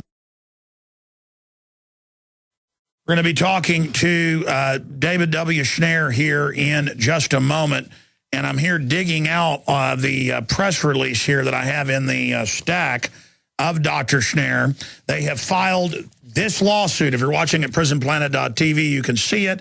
If not, just go to Infowars.com, and you can see the photos that they took of diesel trucks piping gas into the medical facility and not telling the people what was happening to them.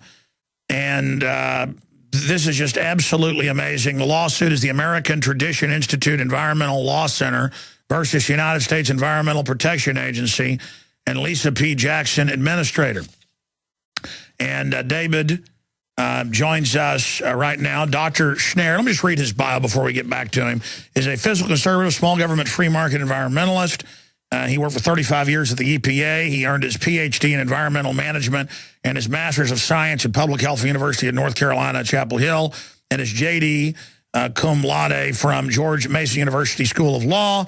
He is a member of the Bar of the United States Supreme Court, U.S. Court of Appeals for the Second and Fourth Circuits, and the Supreme Court of Virginia. He is an adjunct professor at George Mason University School of Law.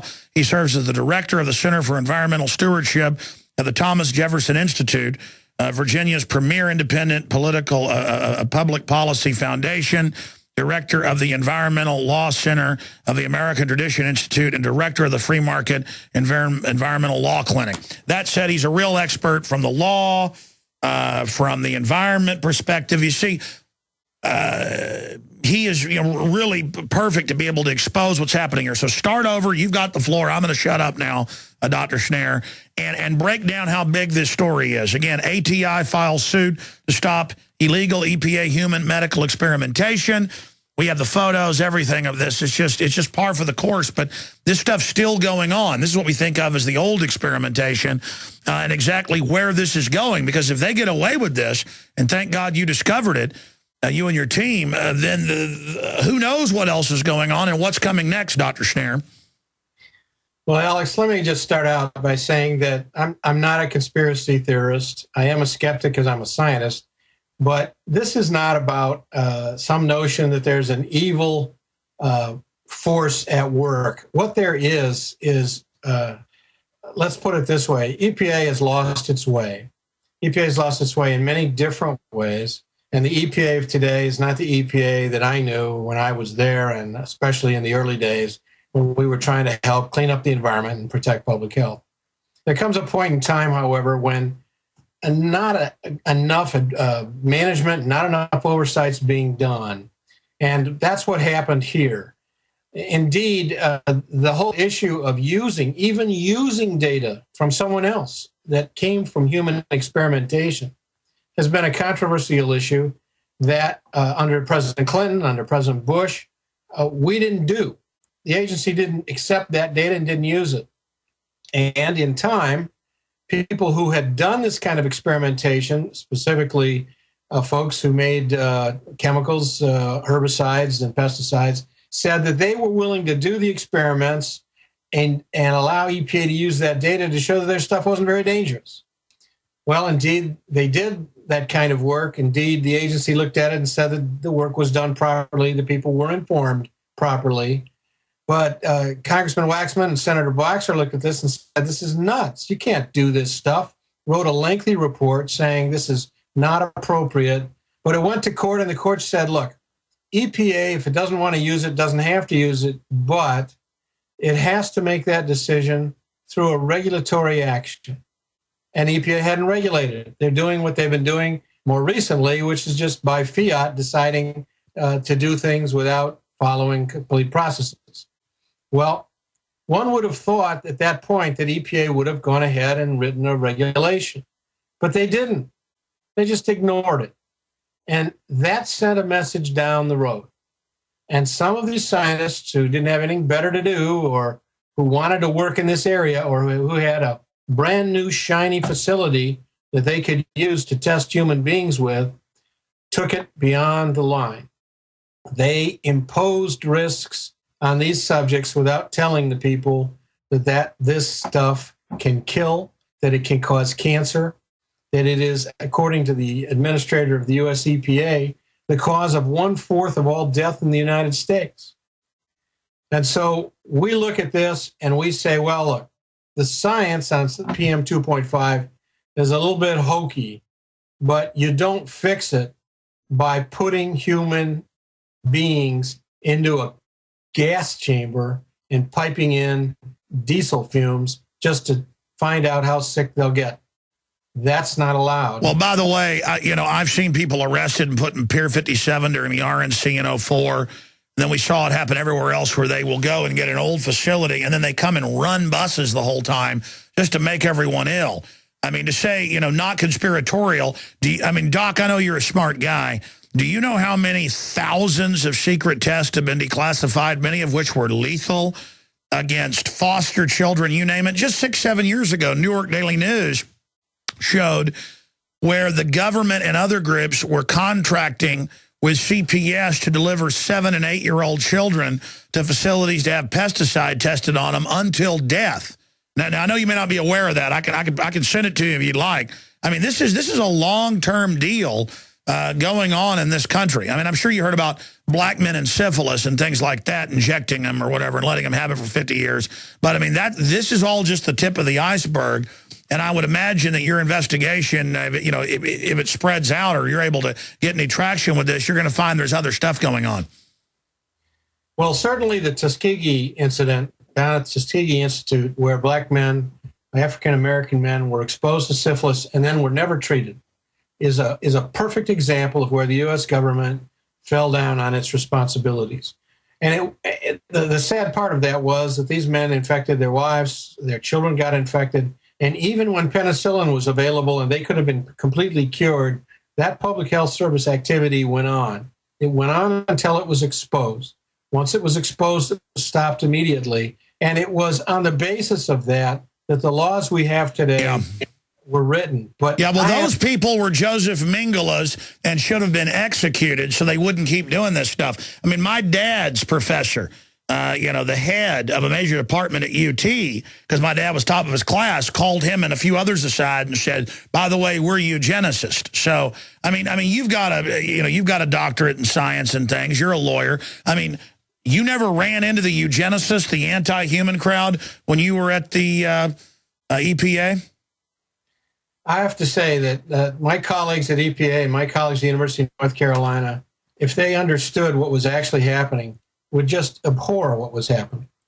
And the only people who will defend this will be the scientists who say, oh, it's not really very risky. It's okay. It's just a minor inconvenience. You might get a little bit of problem with your asthma. And yet you've got the agency's administrator out there saying this stuff kills.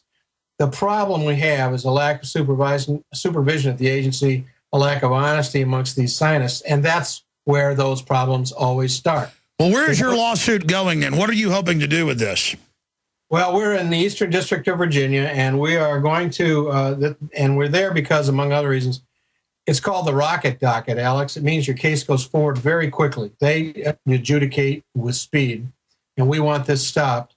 We intend to file, we filed a complaint. We intend to file a temporary restraining order motion by this Friday, which means a week from this Friday, we'll be in front of a judge saying we want this stopped immediately until we can sort out what's going on. Then the things that we're specifically asking for is that this kind of experimentation stop altogether, that this never happen again. Secondly, we want the University of North Carolina, whose medical institutional review board was responsible for reviewing the protocols and the informed consent materials, we don't want them to receive any more money from EPA. Yeah, well, those bioethicists need to be fired. No kidding. So Doc, let me expand on this then.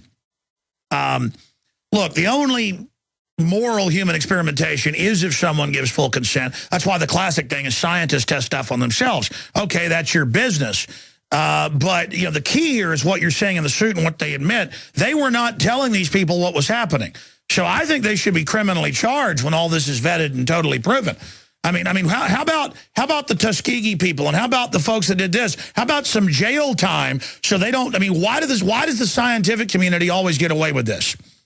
Well, I'll tell you, you're getting into something that's actually sort of personal to me, and it's an interesting story. Your listeners may want to stay there. I want to hear this, Doc, on the other side and how we support what you're doing.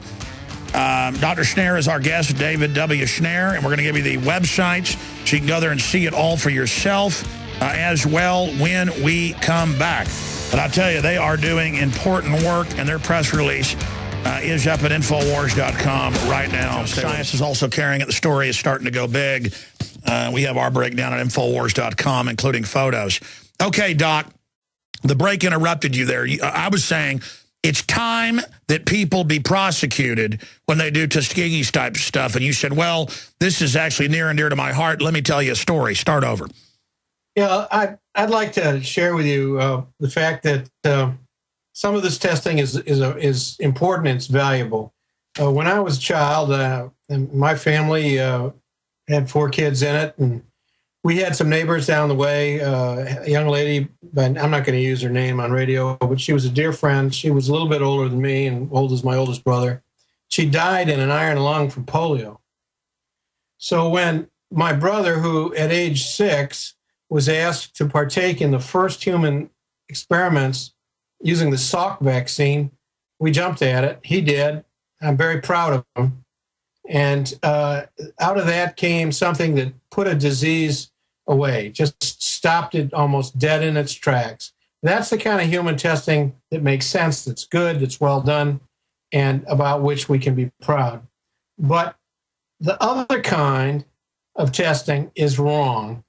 And that, too, has some resonance in my family. My name's David because I was named after and to honor a relative, the last male who died before I was born, a guy by the name of David Steiner. He died in Buchenwald. He died 21 days after the camp was liberated because at that point he was so starved and so ill he couldn't recover. And when you look at that from a family perspective, you begin to say, I need to do whatever I can to make sure that government does the right thing at the right time. And that's part of why I joined EPA. Now, I will say I have many good friends at EPA, and I believe the agency, especially in its early days, was very, very important. We've solved a lot of our environmental problems, not every one, but almost all of them. And we've gotten to a point where we're now asking for more and more risk reduction for less and less benefit at higher and higher costs. Well, sure. I just see it as a way to power grab and destroy private property rights while ignoring a lot of real environmental issues out there. Well, there's a lot to your argument, and there are some that we cared very deeply about. We're looking at, and we have a lawsuit in Colorado now to stop their unconstitutional renewable energy standard because, in fact, the renewable energy standards make the air dirtier. It doesn't make it cleaner, and it costs more. But it's how does shutting down our power plants that are clean, even the new ones, help when China's building new dirty ones? I mean, it's just insane. Austin is shutting down all its coal power plants. Our prices are literally exploding, and they go, but it's for the earth. I mean, it's crazy.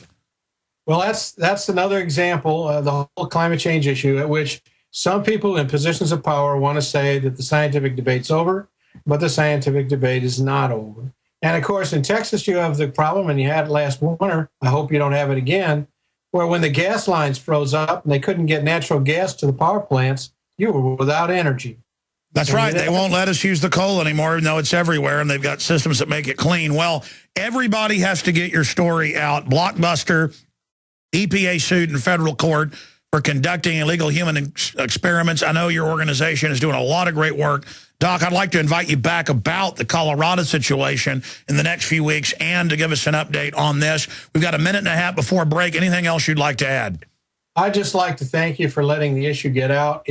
This is not a normal conspiracy kind of a thing. This is just plain facts that show EPA is out of control, and we'd like to stop that.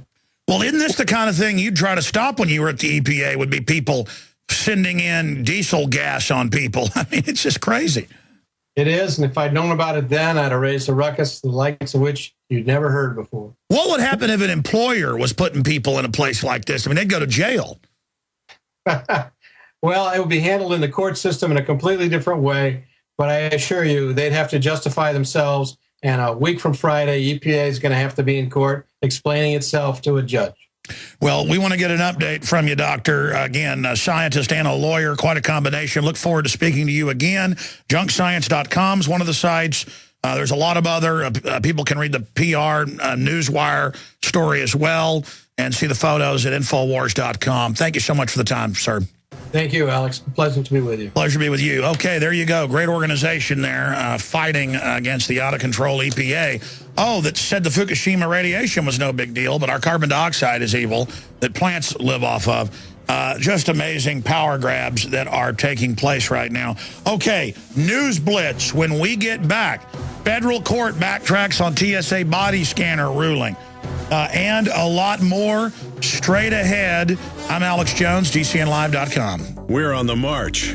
The empire's on the run. What I do because I love my family, I love my children, and I love your children. I want them to have a good future. And, you know, that's why I can't buy into all the racism stuff, even though it's tribal and feels good, because I care about everybody's children. And it's not just because I'm naive or simple, that I'm not a hard, cold-blooded social Darwinist. It's because it's my hard wiring, and it's what my instincts and my gut tells me is the right thing to do. Does that mean that I don't know that there aren't groups that hate me because of where I live or what color I am? Yes. Does that mean that I won't oppose some of those groups that collectively get together to take my liberties? No, I'll oppose them, but I will scientifically point out that they're under programming and part of a gang. They play nations off against each other, the globalists do, but in the final equation, it is a corporatist, eugenicist-based system that is anti-human and that studies how humans operate and basically cheats and manipulates us against each other. And I don't want to be part of that. And so I make the hard decisions, even though they're not politically correct, and speak out against the corruption of the New World Order, because there's a method to the madness of the globalist. It's cogent at one level, but at a deeper level, it is insane. It is pure death, the course that we're on. And if you just joined us, I covered this a little bit with Dr. Paul Craig Roberts in the last hour. It's the top story at Infowars.com, and it's chilling. It's C-SPAN with senior economists at the IMF and World Bank saying they need to stage a terror attack. We played the clip. And, you know, need to get nasty and blame it on Iran to get a war going. He says we need to go ahead and just start a big war. And they think the public's so dumb that once that starts, they'll think you're too stupid to even know why it started. And they know the prostitute media will not ever explain what happened. And they're talking about something that most analysts say will be a giant regional war and drive gas up to $8, $9, $10 a gallon, bankrupt the country. And then a 30-40% chance it'll start World War III. They got the fleets lined up off China. They got the forces massing. You've got China threatening to nuke the U.S., Russia threatening. They didn't even do that during the Cold War. And meanwhile, people are like, hey, man, you see the referees? Yeah, the referees aren't doing a good job at the NFL. Now, when you listen to this guy in a minute-and-a-half clip, it's up at Infowars.com and PrisonPlanet.com, It'd be one thing if he said this in private, and that'd be evil enough with a bunch of serious criminals. But to say it openly, knowing most people are in a brain-numbed or brain-dead coma, induced hypnosis. The public's under mass hypnosis. I mean, medically, that's in mainline medical journals. That's in the BBC. That's not my opinion. I mean, I'm not just saying that. You've got a giant mass of people under hypnosis. You got the elite themselves are under their own hypnosis. They're smoking their own dope. Dr. Roberts agreed with me last hour. That's the father of Reaganomics. That's the former editor of the Wall Street Journal agreeing with me. I mean, I remember him on the show 7, 8 years ago. He thought I was way out in left field on most stuff. And now he's like, yes, you have to come to Infowars to find out the truth. Because it is the truth. I've made this my life to know what's going on. And it's not hard. The globalists all brag in public. It's like this new thing. There's hundreds of cases where they write books saying they staged the attacks. I'll never forget, we could dig this up. Watson can add it. I remember like 6 years ago, there was that big scandal where the top former generals were being paid by the Pentagon, some of them $500,000 a year, to go out and push police state stuff and wars. And they even released a junior reporter that was in there with them, one of their minions, of the generals. And this got leaked by a whistleblower. We played it on air. It was in the news. But they didn't point out how big a deal it was. That it's the 5 generals, former generals in there with Rumsfeld. And they're like, 9/11 really helped us, sir. We need another one right now. Are we going to have one? You can pull this up. Rumsfeld, talks about new 9/11 with generals. He's like, I know, but it's just hard right now. It's hard right now. I mean, they're not even 1 micron of denying what they're talking about. There's just, can we please have one of those? And Rumsfeld's like, it's hard right now. Knowing, yeah, because people like Alex Jones are risking their lives to come out and say it's an inside job. And so many good old boys are like, I was talking to one of these deer hunters this weekend. I mean, we weren't deer hunting, but he was down there getting a stand and stuff ready. Who a year ago, this veteran engineer, nice fella, smart guy. And a year ago, he said, I know government stage stuff, but I just don't want to believe it. And then I explained, no. Globalists run the radical Muslims, and sometimes they really stage stuff. Sometimes they let them do it. But now do you understand? Because they're running Al-Qaeda in Libya and Syria. And he goes, yeah, now I understand. And then my uncle's talking about CIA drug dealing in Vietnam. And here's this guy who was in Vietnam. I'll just leave it at that in classified areas. He's going, yep, it's all true. Yep. So see, it's like once people just admit it, yeah, okay, they did 9/11, and yeah, the government brings the drugs in. It's like they know, they all know, they were there. They all know. And it's not like it's only a few of them that know. I've got a great uncle, stuff you wouldn't even believe. Well, I guess you would believe it. You've seen a movie like The Package with Gene Hackman? Stuff like that. In Chicago, even in the same city. It's like, wow, I've heard this story before. It's just crazy how wild reality is. And at the end of The Package, listeners kept calling and saying I should see that movie. I hadn't seen it. It was made back in the 80s. Gene Hackman looks at the colonel and says, you know what? You're part of a different army than I am. And I don't want to get off into it. It's just there's good and there's evil, folks. And it's not that the Russians are evil or America's evil or the Israelis are evil or the Germans are evil or the Iranians are evil. There's corrupt people in charge of all these countries. By their very nature, they don't get into power unless they're ruthless, and they're competing with all these other ruthless people, so it just becomes par for the course. And then groups the globalists are partnering with start kidnapping little kids, not just running sex slaves, not just running 18-year-old women, which is bad enough. Now it's little kids, and now it's blow their heads off. That's in the news that UN and NATO groups get little kids, rape them, and then blow their heads off. Stuff like that. I don't even want to get into it on air. You can go look it up. It's like, how far can you go? All the way to hell. That's the thing about evil is, the government deals the drugs, big deal, somebody's going to use it anyways. Next, it's, somebody's going to kidnap little kids and torture them and blow their heads off. So, the government might as well control that. And, we need to control it so we can limit it. That's always the excuse. No, the truth is you people are demons. And you're trying to start World War III. Why not? I mean, you got some guy, looks like he's in a $500 suit with wrinkles all over it, up there with a bunch of men giggling, going, we can start killing people. We can stage something and start this war right now. And everybody's saying, ha, ha, ha. Let me tell you, man, you think in Soviet or Nazi war rooms, even though they were evil, they were sitting around joking? No, they weren't joking. It was very serious. I mean, you guys are a joke. You're going to, even if you were evil, you're not... You've inherited the power structure that Americans built that's become corrupted. You didn't build this, Jack, and you sure are running it into the ground, though. You're running it into the ground. Let me tell you, I've never seen anything more frightening than this little World Bank operative up there giggling and snickering and laughing about staging the murder of people to get us into a war. They'll kill Americans, folks, and then get us into a war, and they think they're so powerful, they admit the crimes in public. By the way, we've invited Dr. Pachinik back on the show, and he has not agreed to come back on yet, so that's out there, by the way. He would have already been on the show, bringing this type of stuff up. You know, we have the courage to put him on the show last week and to just put Paul Craig Roberts on and cover this. And believe me, it does take courage. Because if these people will get up on TV and talk about staging fake terror attacks, folks, they'll do anything. And as a man, I've got to resist this because these people will blow the face of the earth off. They will make this planet uninhabitable if they get their way.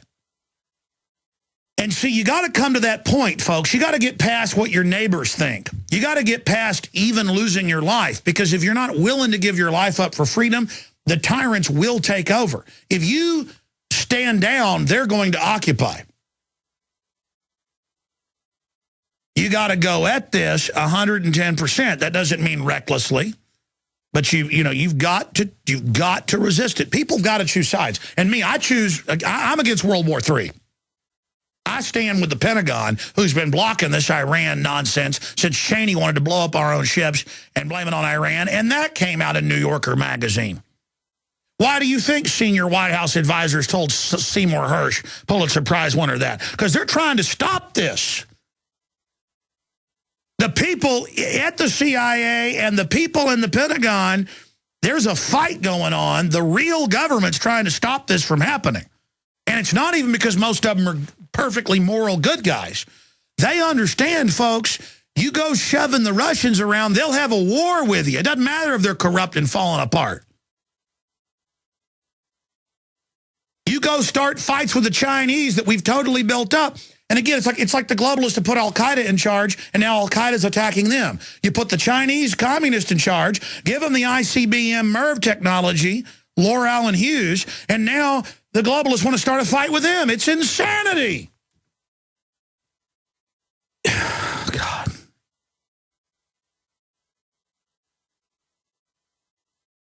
It totally freaks me out to watch that video, because it'd be one thing if it was clandestinely filmed and it was some cold-blooded guy up there saying it's a dangerous program, but we believe we need to do this, and it needs to be staged. It'd be bad enough, but it's like, we'll just stage something. Like a Skeksis or something out of the Dark Crystal. It isn't funny. People like that will cause World War III, ladies and gentlemen. Because it's exciting to them. You know, I've learned about criminology. So many psychopaths and criminals, they do wilder and wilder stuff until they get caught. They're crying out to be caught. On television, they believe their own propaganda. I mean, oh, man, I tell you. Before I plug some other news here that's important, I want to plug the magazine. They're going quick. Last time they sold out in 36 hours. If you want the new October issue, DARPA, the Real Skynet, October Surprise, War, the End of Humanity, Rise of the Robots. This is an emergency transmission. It blows away the last issue. If you subscribe, though, you can get the first issue. We save some back for subscribers. $59.95. That includes shipping. Nobody can beat that deal. 13 issues delivered to your door for $59.95. Or you can buy them in bulk at cost. 10 for $14.95 and so on. International, it's a little bit more because of the shipping. But again, you can sign up at InfoWarsStore.com. And again, I hope to back off their World War III plans. You know, it came out that 4 years ago what former top CIA analyst Ray McGovern told us indeed was going on. That Cheney was trying to stage a terror attack to get us into war. That got backed off. We got called fearmongers for saying the war with Iran is on. Turned out it was on. It was on again last year with the fake assassination attempts of the Saudi ambassador in New York. That turned out that was fake. We're trying to stop it now. They've had 3 chairmen of the Joint Chiefs, 2 heads of CENTCOM, or is it even more, resign, saying they're being ordered to launch attacks. And then the neocon mouthpieces are like, don't listen to Alex Jones and others. There's not going to be a war. No, you just invaded all these countries and are launching proxy wars against Syria, Libya, Iran, everything else. And on TV saying you've already launched proxy wars, giggling about it. Oh, no, there's no danger of a war. So we'll just go, oh, there's no danger of a war. So we'll just shut up and let them all do it. And then if we stop the war, oh, see, there wasn't a war. Oh, Alex, there's no TSA on the streets of America. Boom, they're all over the streets. Oh, big deal. We need them. Alex, there's no secret experimentation. I mean, even though there is, don't be a fearmonger.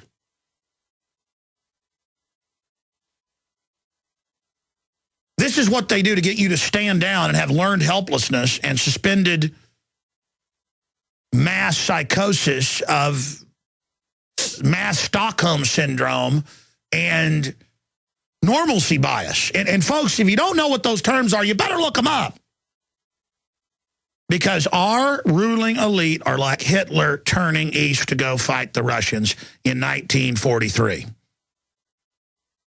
Or Napoleon doing it in 1810 or whatever it was. This is not good, and it's all because these crazy bankers who've built an empire on delusion and their quadrillions of fake debt, they believe they're unstoppable. They believe they're all powerful. We're repeating history. The New World Order is so good at running our lives, so good at poisoning our water, so good at dumbing us down. But they can't run themselves. See, that's the thing. They're not in control themselves. They're going to destroy themselves and us along with them. So I got to say, the Pentagon's doing a good job trying to stop all this. But there's a fight going on with a minority of people in the Pentagon that want to start World War III. And they got a bunch of so-called Christians who want to get World War III going because they think it's going to make Jesus come back. I mean, you talk about Jim Jones stuff writ large. You people are out of your minds. You think you're going to tie yourselves to a rocket and eject out of here? When you start World War III, think again. I've read the Bible. That ain't in there. The rapture's after all this happens. But your preachers are bought and paid for. It doesn't matter. It's like every Christian group, every time they're getting slaughtered the last 100 years, they think it's the rapture, and they stand down and just get killed. I mean, they did it with Hitler. They did it with Stalin. The Ukrainian Christians did it. Christians in Cambodia stood down thinking it was the rapture. And I'm tired of it. Even if the rapture was coming, you think God's going to say he knows you? If all this evil's going on and you just hide in fear because you're afraid and just, oh, praise God, things are getting bad. It's the end of the world, 2012. Talk about evil. I mean, does your spirit, does your gut, that's what your gut is, does it tell you that you're going to be safe just hiding and going to a little church that tells you, now, spy on your neighbors, Romans 13, it's of the Lord. The government loves us. No, the government's a bunch of devil-worshipping demons. And if you serve this government, you might as well just swear allegiance to Satan, unless you work within the government to stop what's happening. But if you aid the people running this government, you're going to hell. So get back, we're going to bring it down, set on the news. It had fallen on its own footprint before it even did. That's called jumping the gun. We had her on for 45 minutes on the nightly news last night. That interview in video is up at Infowars.com if you want to go watch it. Nice young lady. No criminal record. She's coming on the radio with an update tomorrow. And they're going ahead with the prosecution. They say it's a felony vandalism to draw with chalk. Children are allowed to, but your political speech, and the judge said, I don't want to hear it from you. We want to put you in jail. It's all there. I mean, and it's like, and like the media is like, it's a waste of taxpayer money. No, it's not. Drive the scum American into submission. Destroy free speech. Destroy America. That's why I'm announcing. I meant to get to it today. I ran out of time in this hour. I'm going to go out tomorrow, and I'm going to chalk all over Austin, and I'm telling people all over, if you believe in the First Amendment, if you feel as I feel, we've got to use the First Amendment or lose it, then get out there. People are like, the liability, Alex, of telling people to go chalk. Look, it's free association. We got to exercise the First Amendment. Okay? I mean, I'm going to go out and do it as part of Free Speech Week, and I'm going to film the TSA, which, by the way, is not illegal to do. We've got an article out on that. We're going to let these government scum know that we're not their property. They're trying to take us over. They farm us like they're food now. They work for foreign banks. They're collaborators. Those aren't just words, folks. I come to you from FEMA Region 6 under the Rural Council. I don't live in America anymore. I'm mad about it. I don't care how much PR and propaganda you got that you're good. The government is run by murdering child molesters, okay? Homeland Security, all of them, run the white slavery rings. And I will not be part of it, you murderers. And all of you that work for it, that think it's good and serve it and get off on the power trip, you might as well kneel to Satan right now. If you work for the system and quietly resist it, that's fine. That's honorable. But if you love it and you're like a pig wallowing in a bunch of mud, then you are disgusting. Man, if you don't know this is tyranny, you're blind. Spiritually. It makes me sick. Makes me sick. I never got to, you're a conspiracy theorist if. It's up at Infowars.com. We added a bunch to the Liberty Blitzkriegs. If you're capable of critical thinking, you're one. You distrust mainstream media, you're one. You like nature, you're one. You think it's a good idea to spend Friday night and Thanksgiving with your family rather than camping outside Best Buy to get cheap plasma television made by slaves in China. You think it's a little strange WTC-7 came down at free fall speed on 9/11. It was not hit by a plane. You think that drones in America might not be for Al-Qaeda. You would like to be able to get on a plane without having to engage in mandatory radiation bath and digital strip search. You have read a book in the past year. You think you have a right to protest. You think the war on terror is a scam. You think the war on drugs is a scam. You think that the anger directed at America for the Middle East could possibly be related to a foreign policy rather than having how amazingly free we are. You think the Republicans and Democrats are exactly the same on important issues affecting our country. You think that believing in the Constitution does not constitute a terrorist act. You have heard of the Bill of Rights and even name one or some of them. You have questioned whether the government loves you. You think the right to bear arms is not for hunting, rather so citizens can fight back should the government become a bunch of tyrannical thugs. And it just goes on from there. And Paul Watson added a bunch of his points to it. Well, Paul and I did this morning, so we've expanded on it. And we want you to add your points underneath it at Infowars.com. And PrisonPlanet.com will take the best ones and add it into a new one tomorrow as a new meme to say you're a conspiracy theorist if you don't think sodium fluoride admitted at the levels it's in the water gives you brain damage in a Harvard study. If you don't think it's good, you're bad. And I'll announce this properly tomorrow, but get this out to everybody right now. This is so important. New national anti-TSA campaign launched, opt-out, and Film Week launched at Infowars.com. The news is brought to you by AlexNews.com.